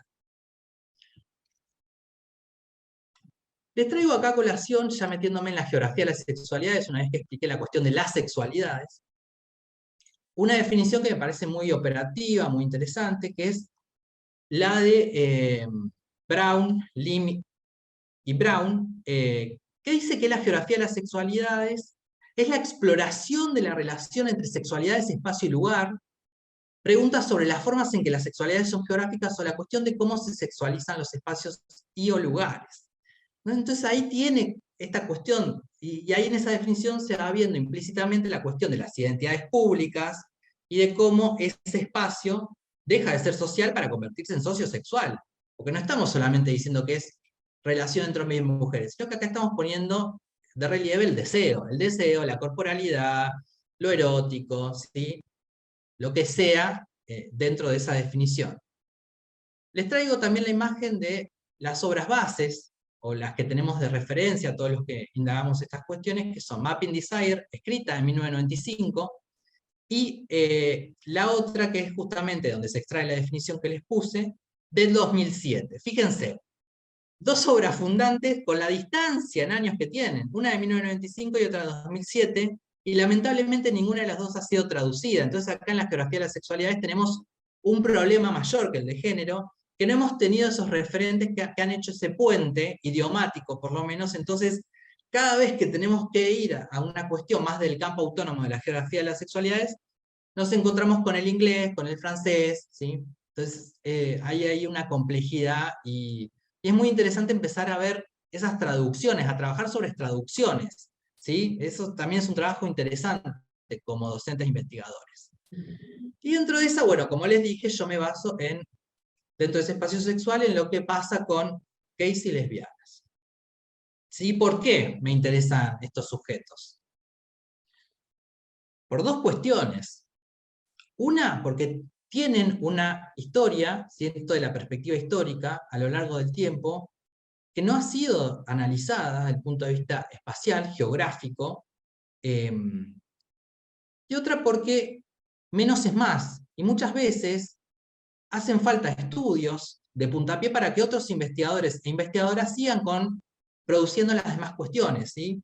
En congresos y demás he recibido críticas porque no me he hecho cargo por ahí de las T, las SIL, el Q+, y bueno, simplemente es muchas veces por respeto justamente a la complejidad de esas identificaciones y sus espacios, ¿sí? Y esto también es interesante de rescatar.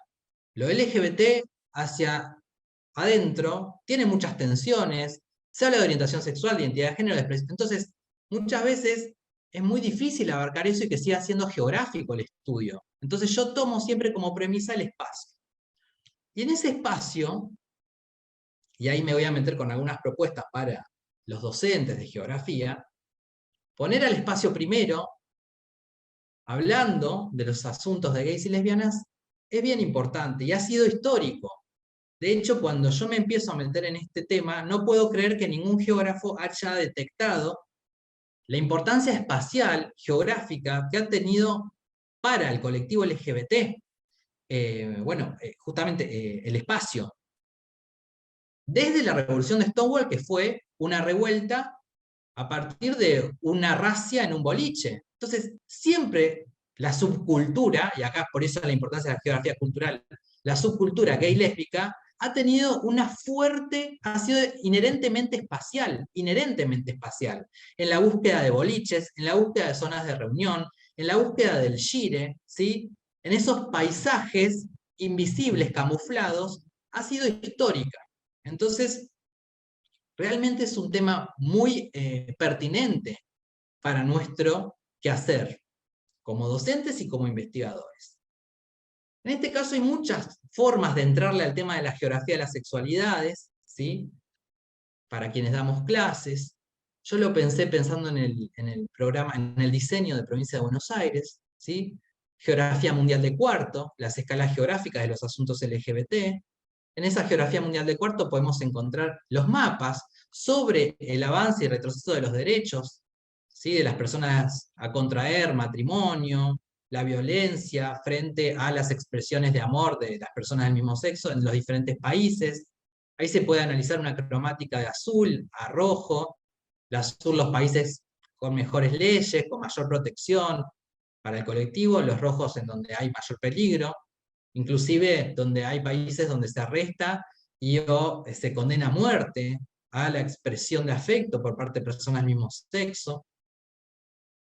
A escala argentina, ¿sí? Y también a escala mundial, también se puede trabajar con el turismo. Yo soy licenciado en turismo y el turismo ha sido una pata muy interesante, o una pata interesante que tenemos como geógrafos y geógrafas, para también entrar al tema de las sexualidades, los destinos LGBT, los destinos gay friendly, las grandes mecas, ¿sí? Ibiza, las grandes capitales, Buenos Aires también, que impulsa desde el matrimonio igualitario del 2010 una gran iniciativa vinculada con la promoción del turismo LGBT, y que hoy en día la Cámara de Comercio lleva a cabo una red federal de turismo, porque bueno, no es lo mismo ser gay en Catamarca que en Buenos Aires, que en La Rioja, que en La Pampa, que en Bahía Blanca, de donde soy oriundo.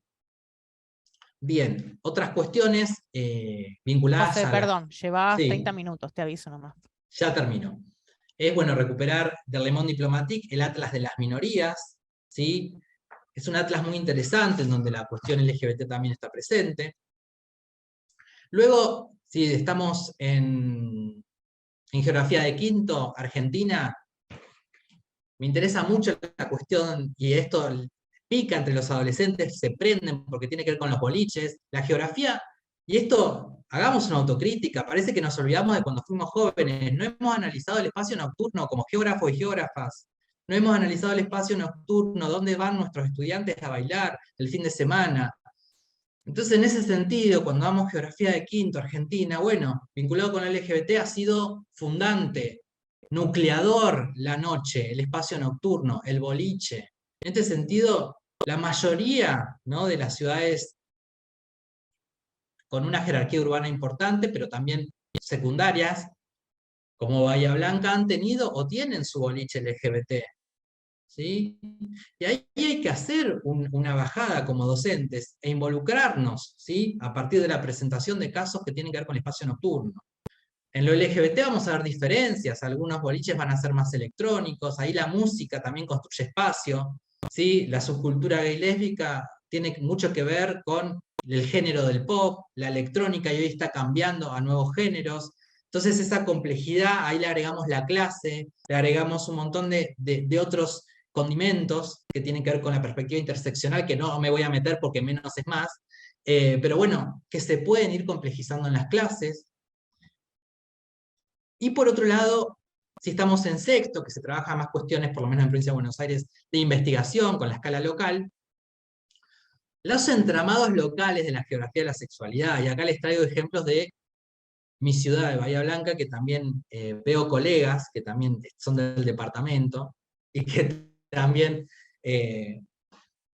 tal vez conozcan algo de esto. ¿Qué pasa en nuestros territorios cercanos, en nuestra vida cotidiana con esto de las sexualidades? ¿Qué pasa con las marcas, con los murales que tienen que ver con estas causas que cada vez son más prolíferos? ¿Qué pasa con las mateadas cada junio donde se conmemora Stonewall, o cada fin de año donde tenemos nuestra marcha en Argentina? ¿Sí? En los fines de año sale la gente a celebrar el orgullo argentino. ¿Qué pasa? ¿Qué se organiza en los lugares? Hoy, en la mayoría de las localidades del territorio argentino se dan estas marchas del orgullo, inclusive en pueblitos. ¿Qué pasa con la geotecnología? ¿Qué pasa con Grindr, las aplicaciones de citas, donde hay mensajes que tienen que ver con esos entramados locales de la geografía de las sexualidades? ¿no? Donde estos paisajes invisibles, como les dije, se ven muchas veces a partir de las aplicaciones de citas. ¿Qué pasa con las prácticas? ¿Qué pasa con las prácticas de todos los días? ¿Vemos personas del mismo sexo agarradas de las manos cuando andamos por la calle como ciudadanos? ¿Vemos besos? ¿Quiénes protagonizan esos besos? Y ahí la cuestión intergeneracional, que es muy importante también de tener en cuenta. No olvidemos a nuestros grandes que han padecido y que han estado escondidos a lo largo de su adolescencia por tener la sexualidad que tenían. ¿Sí? Y que nuestros estudiantes ejerciten la empatía para con esos viejos y viejas que no han podido expresarse eróticamente en la calle. Bueno, espero haberles brindado recursos, herramientas y muchas gracias por su atención. A ver si- Muchas gracias, José. También muy interesante, muy interesantes los conceptos que has abordado, el recorrido que hiciste. Bueno, ahora lo que teníamos pensado era que establecer un espacio de diálogo, si hay alguna pregunta, si hay alguien bueno, a partir de la escucha tiene alguna pregunta, la quiere hacer ahora, si no, bueno, podemos comenzar también con alguna pregunta mía, pero bueno, por ahí sería bueno que alguno de los estudiantes quizás.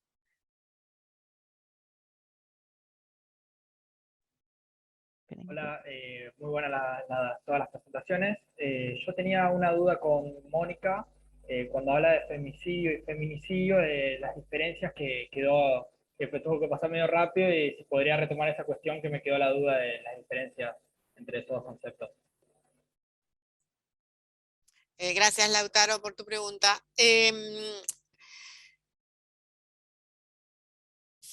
Femicidio es un término que utiliza por primera vez, bueno, ahora en este momento justo me olvidé la autora, pero era relatora de los derechos humanos y utiliza Lamas, que es una mexicana, una antropóloga creo que es, o socióloga, utiliza y transfiere a lo que es el femicidio, que es toda la muerte generada hacia las mujeres, generada por su condición de mujer, ¿no? Donde hay una idea de apropiarse de la vida de las mujeres. Y en el Estado de México ha habido varias denuncias a raíz de las muertes de Ciudad Juárez, aunque no es la ciudad que mayor cantidad de femicidios tiene, sino que se ha convertido en el emblema de México. Han tenido serios, distintos juicios que han superado el nivel nacional y han llegado a ser planteados en la Corte Internacional y en la ONU, y la ONU ha obligado al Estado mexicano a resarcir a todas sus víctimas. Por eso, en ese caso es un feminicidio, cuando el Estado no interviene o no opera de la manera que debería hacerlo a través de políticas públicas eficaces, eficientes. Entonces, cuando el Estado no interviene, se sanciona al Estado. Ahí se habla de feminicidio. Esto no ocurre en todos los estados, tampoco preocupa demasiado en algunos estados, por lo tanto se sigue utilizando la palabra femicidio.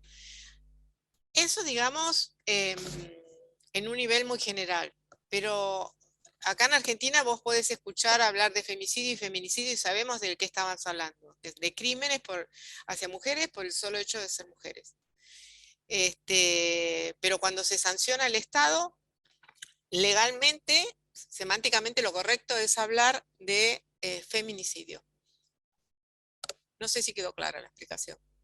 Es un término que acuña Lamas, que es una antropóloga que se ha ocupado de estos temas, y en realidad se extrapola, se extrapola de un concepto previo que es ecocidio, y luego se lleva a femicidio y después a feminicidio. Ahí está. Muchas gracias. Muy bien. María Cristina tiene levantada la mano. Sí, en relación a lo que Mónica decía, que vos tenías en la definición puesta la cuestión de que eran considerados crímenes de lesa humanidad. Sí, cuando la Corte, eso también sí, es importante. sí, la Corte Y también, Internacional claro, la Corte Penal Internacional los de considera, La Haya lo determinó como crímenes de lesa humanidad. Un claro, genocidio, sí. Y de ahí sí, claro. da el nombre de feminicidio. Claro, exactamente, en relación a ese concepto, y también lo podemos trasladar a las situaciones que se viven en África en relación a las Sí, mujeres y a las violencias en el sí, contexto de guerra. Por eso el concepto tiene esa diferencia que vos sí, marcabas sí, ahí. sí. Sobre todo cuando se sanciona al Estado, ¿no? Se le da y se sanciona al Estado, se le da ese carácter y se sanciona al Estado. Esa es la diferencia. Muy bien. Bueno, mientras... no sé si hay otra pregunta.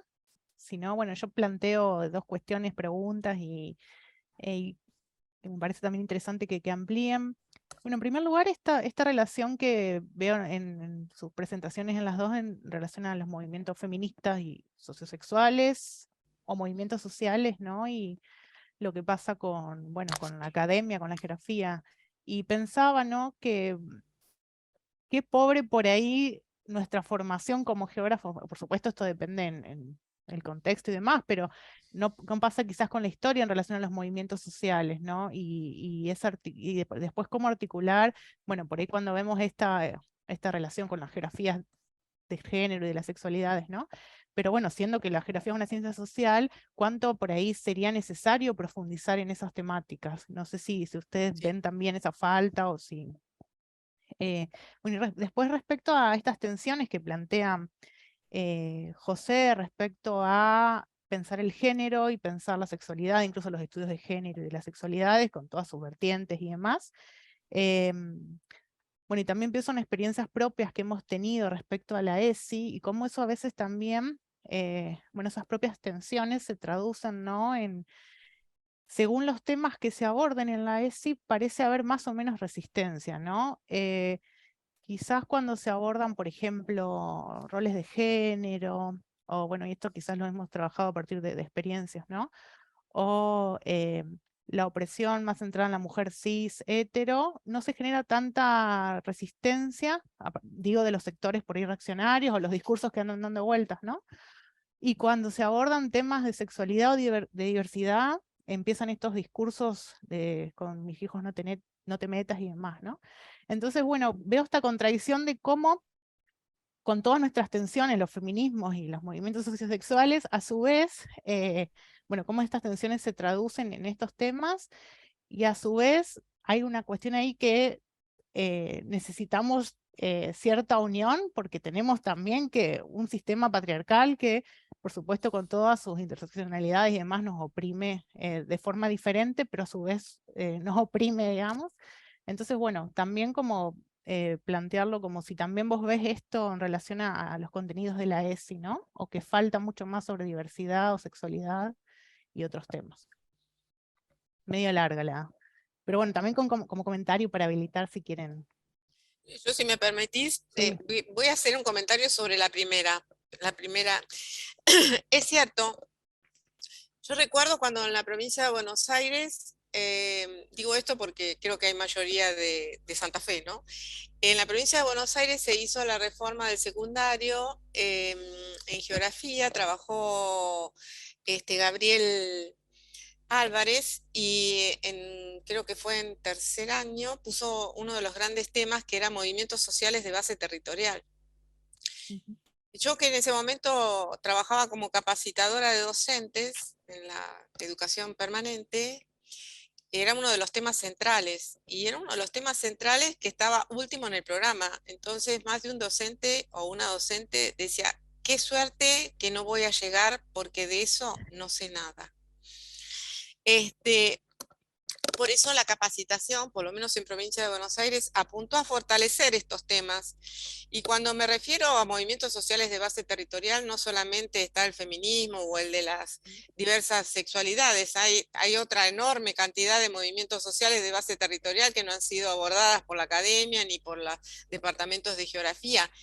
Y una cosa que yo observo y que demanda cuando tengo un tipo de reuniones como estas, ya sea presenciales o virtuales, es que esa carencia hace que haya mucha demanda de estos trabajos y que la academia sigue estando como en su mundo, ¿no? Recién ahora me parece que en algunas academias han visto la necesidad de meterse de lleno en estos temas como para empezar a producir y producir para quien está demandando, que son la cantidad enorme de docentes que estamos trabajando en distintas partes del país, no solamente en la provincia de Buenos Aires, ¿no? Entonces me parece que las universidades, la academia en general, tiene que dar respuesta a estas demandas. Me parece que no hay que tener miedo, se tienen que meter en estos temas.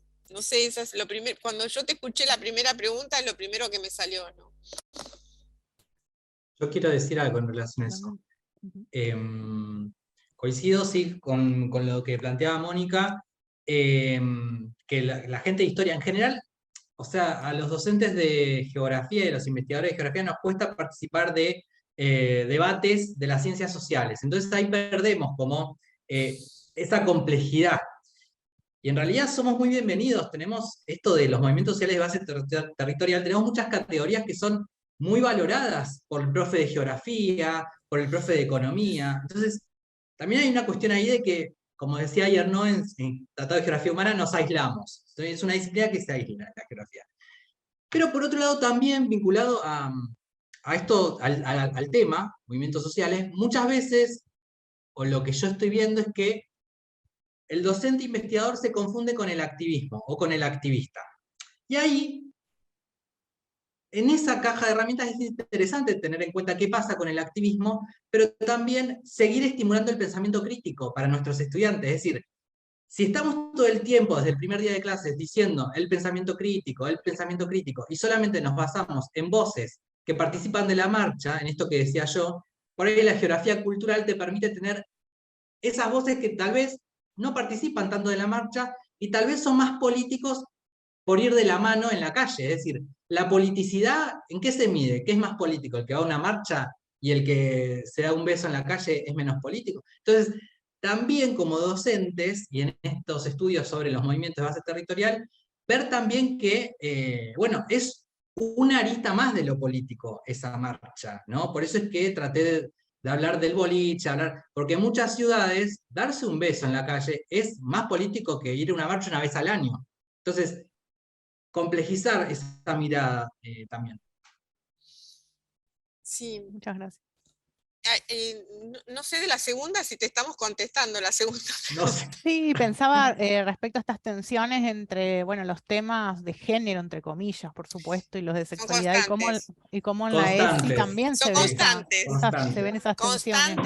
Y muchas veces se vuelve sobre lo mismo y otras veces aparecen otros nuevos y es constante, la tensión es constante, la discusión es siempre, y yo creo que la riqueza está ahí.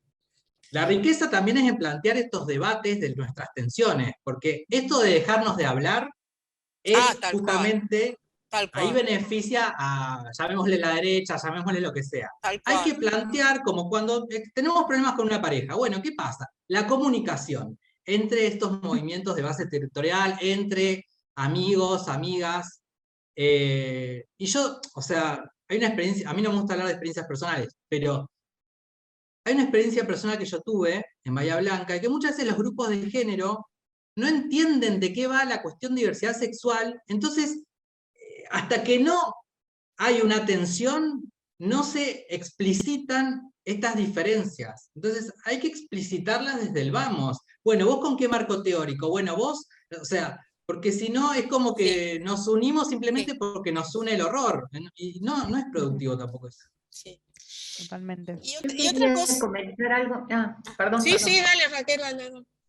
No, contarles que la nueva gestión de la Facultad en Filosofía y Letras en la UBA, su decano Ricardo Manetti, y que la vicedecana es Graciela Morgade, que hace muchos años trabajan sobre estos temas que ustedes, tanto José como Mónica, trabajaron, él propone hacer una facultad transfeminista, digo, para agregar un término más a la secuencia que ustedes plantearon, ¿no?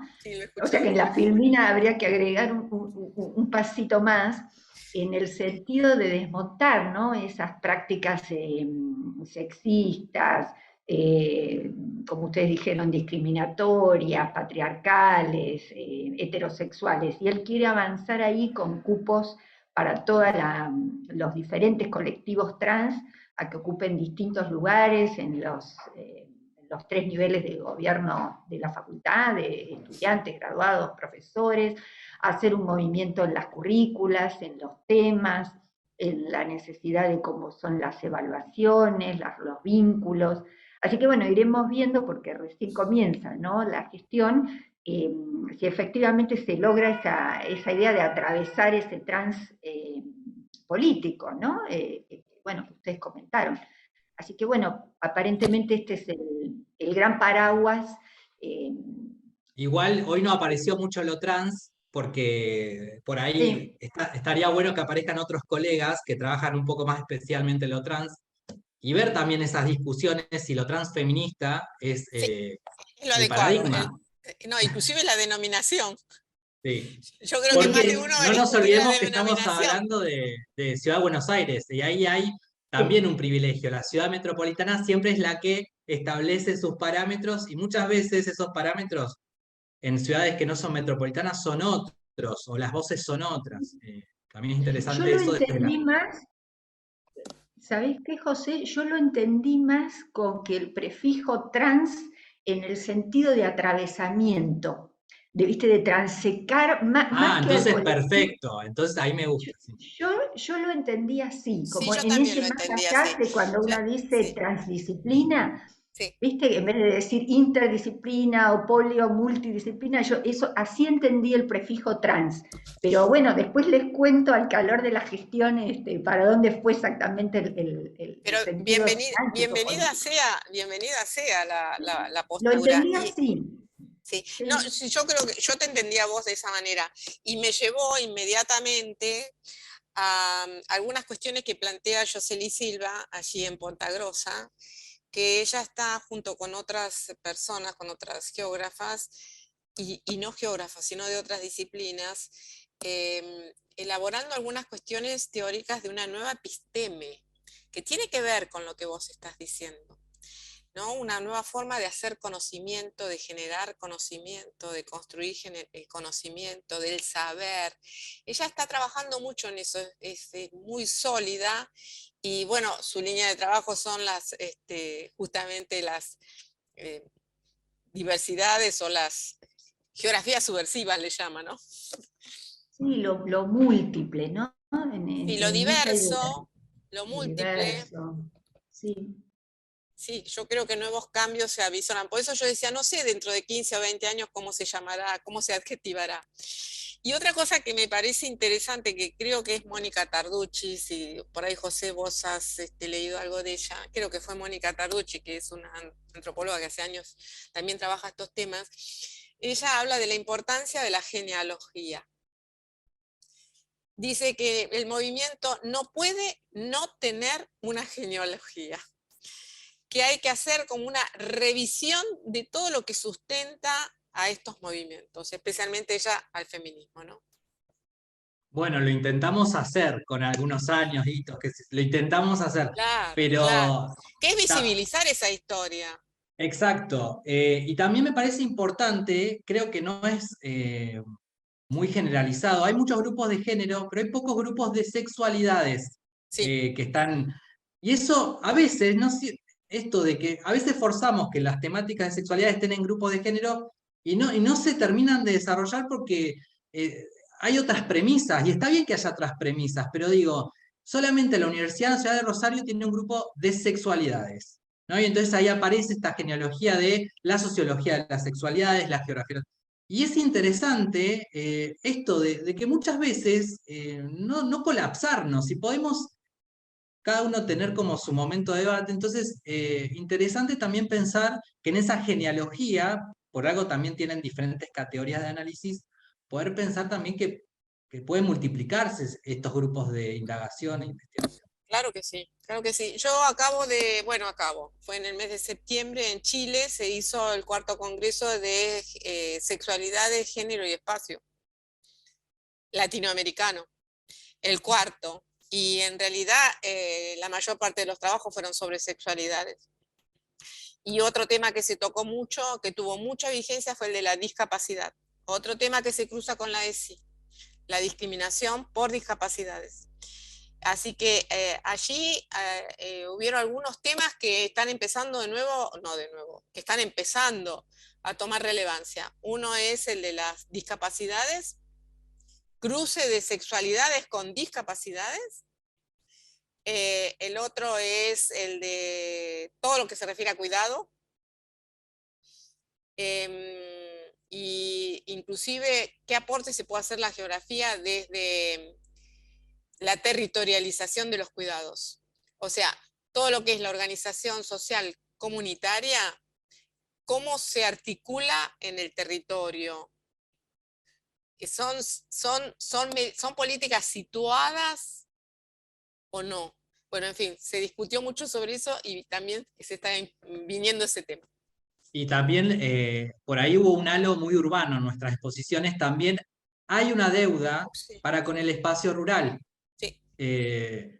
Sí. Hay una deuda. Sí.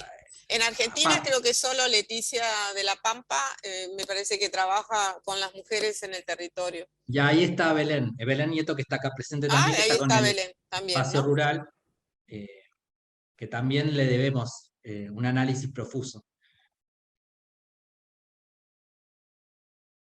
Con respecto a esto que están diciendo, gracias José, en realidad es lo que dije hoy en la ponencia, cómo que tiene que ver con la trayectoria de la geografía del género y cómo surgió y cómo se fueron dejando de lado algunos espacios con respecto a otros. ¿Sí? Yo hoy comentaba que mis primeros análisis comenzaron en el espacio rural y en ese momento era el boom, con María Dolores García Ramón, que es lo que decíamos, ¿no? Por ahí decimos, son geografías emergentes, pero tienen toda una trayectoria que no son actuales. Estamos hablando de la década del 70 y aún más para atrás.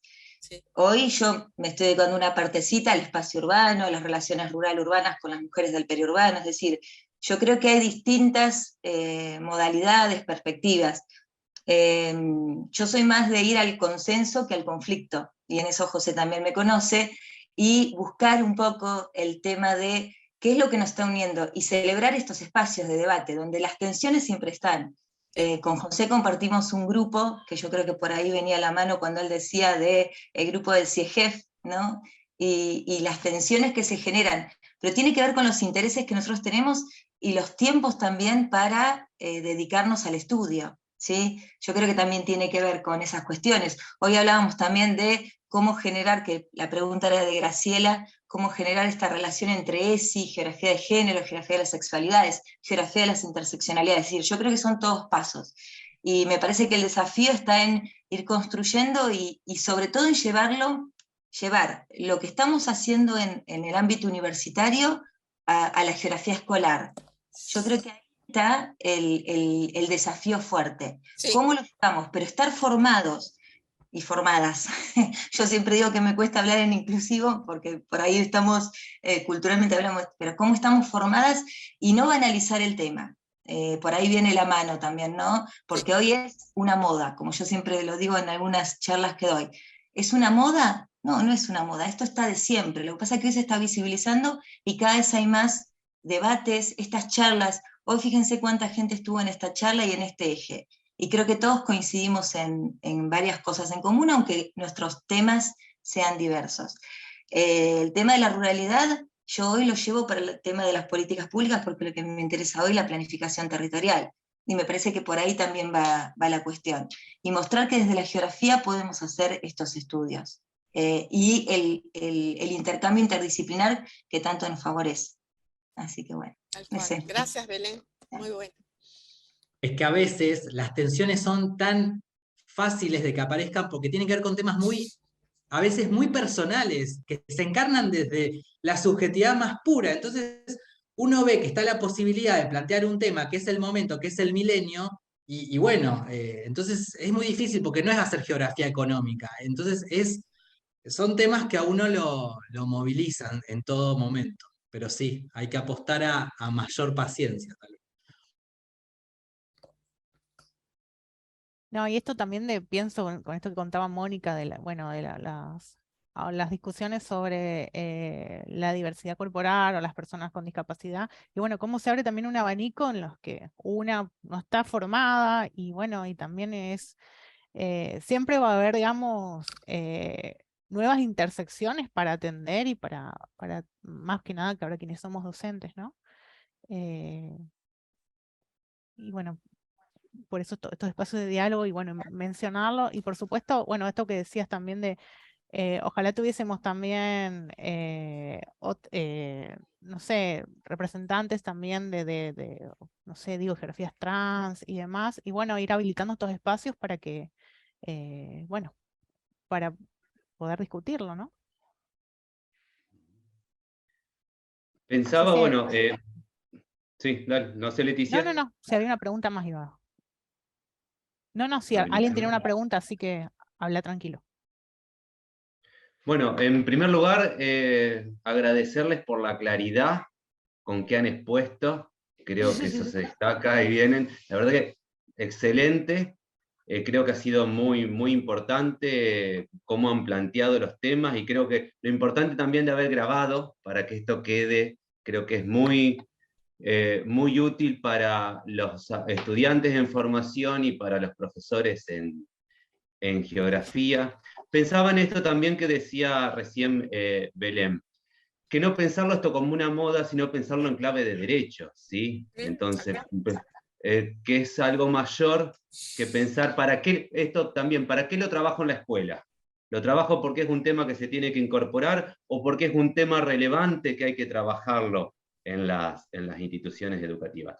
Y de ahí también lo importante, como decíamos hoy, que de fortalecer esto en las propias universidades, pensando al género, pensando la sexualidad, con algunos puntos en común, pero también comparto con José con mantener también esta cuestión de la propia identidad, de la propia particularidad, y en ese sentido también, como uno vemos que a veces, uno lo nota en las instituciones en general, más allá de la geografía, predomina más lo del género y son mucho más escasos los trabajos que tienen que ver con sexualidad, y eso al mismo tiempo es lo que se replica a los abordajes sobre la ESI en las instituciones educativas. Entonces también es importante en esto que vos decías, Mónica, yo te preguntaría si en ese Congreso de Chile, supongo que era un congreso interdisciplinario, entonces habría que ver de qué campos se estaban trabajando todo esto.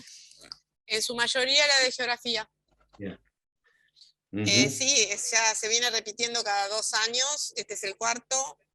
Durante la pandemia hubo uno solo virtual, este fue presencial, y bueno, lo logró Martín Torres, que en eso lidera el tema no solo en Chile, sino en América Latina, con total apoyo de la Universidad Católica de Chile y de la Universidad de Chile. Y fueron 3 días de trabajo de todo tipo, con mucho performance, mucho activismo, en el medio de la semana en que el plebiscito le había dicho que no.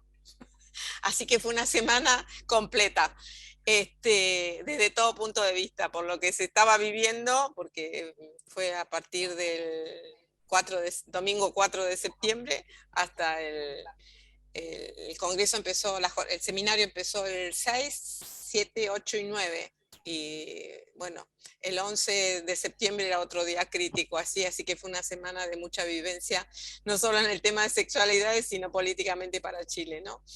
Pero sí, yo creo que, a ver, a veces pienso, ¿no? Yo miraba recién el cronograma de José, en la línea del tiempo, y decía 1990, 2000, 2015, y algunos pensamos cuánto se ha logrado, y otros que quieren ver el vaso vacío, dice todo lo que nos falta. En realidad sí, nos falta mucho.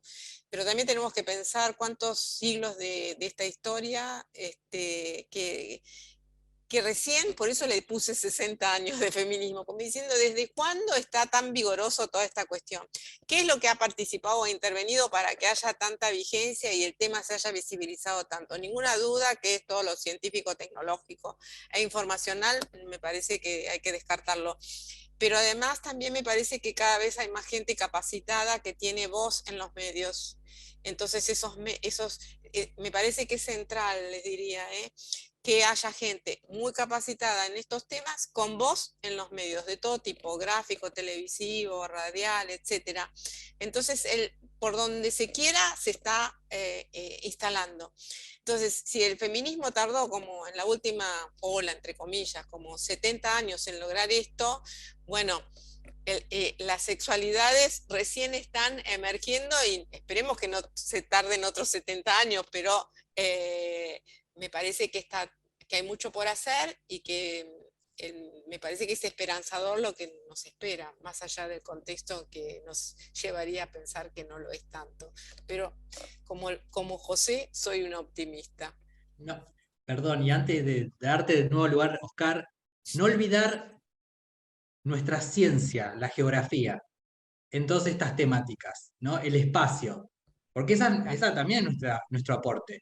Y muchas Claro. veces en estos estudios aparece la interseccionalidad, los cuerpos, ¿no? Y el espacio queda ahí como desdibujado. Entonces, ahí hay otra gran preocupación que tengo, ¿no? Que siempre es desde la geografía y hacia la geografía, más allá de que nos encontremos a discutir con historia, pero siempre se va y se vuelve en ese giro cultural. Vamos, discutimos, pero volvemos a la geografía, al espacio. Ahora, Eso, perdón. José, también, vamos a discutir un poquito, aunque ya hay que terminar, pero también hay un giro espacial, porque yo como nunca veo que hay otras disciplinas que nunca nos llevaban mucho el apunte, y que en este caso estas ciencias sociales están abrevando en muchas categorías y leen muchos teóricos de la geografía. Eso se ve a través de cuando uno mira sus trabajos y empieza a ver qué bibliografía consultó, están los referentes teóricos de la geografía allí, ¿no? Y lo hacen los economistas, lo hacen los sociólogos, lo hacen los antropólogos. Entonces, perder un poco esa sensación de subordinación que tenemos desde la geografía ante estas otras ciencias. Bueno, yo no discuto más. Creo que es muy interesante, que tiene que ver con todas estas cuestiones que nos están pasando con el tema. Hay muchísimos agradecimientos en el chat, ¿sí? Sí, así que destacan. Nosotros, gracias, yo por lo menos, gracias a ustedes por esta oportunidad de tener esta actividad. Y bueno, creo que es una invitación a seguir fortaleciendo la temática en nuestras universidades. Así que no sé, Leticia, si querés. No, agradecer, a no ser que alguien más quiera intervenir o hacer algún comentario, sino bueno, ya vamos cerrando. Y por supuesto agradecer tanto a Mónica como a José Ignacio por sus tan ricas y claras exposiciones y también la cantidad de materiales que nos han facilitado también, que después se pueden buscar y para, bueno, para trabajar estos temas en clase, ¿no? Así que bueno, seguramente habrá otro espacio de encuentro. Seguramente. Así que bueno, muchísimas gracias. A ustedes. A los expositores, a todos los presentes, y nos encontramos mañana en la jornada para continuar. Sí, muchas gracias. Buenas noches. Muchas gracias. Gracias.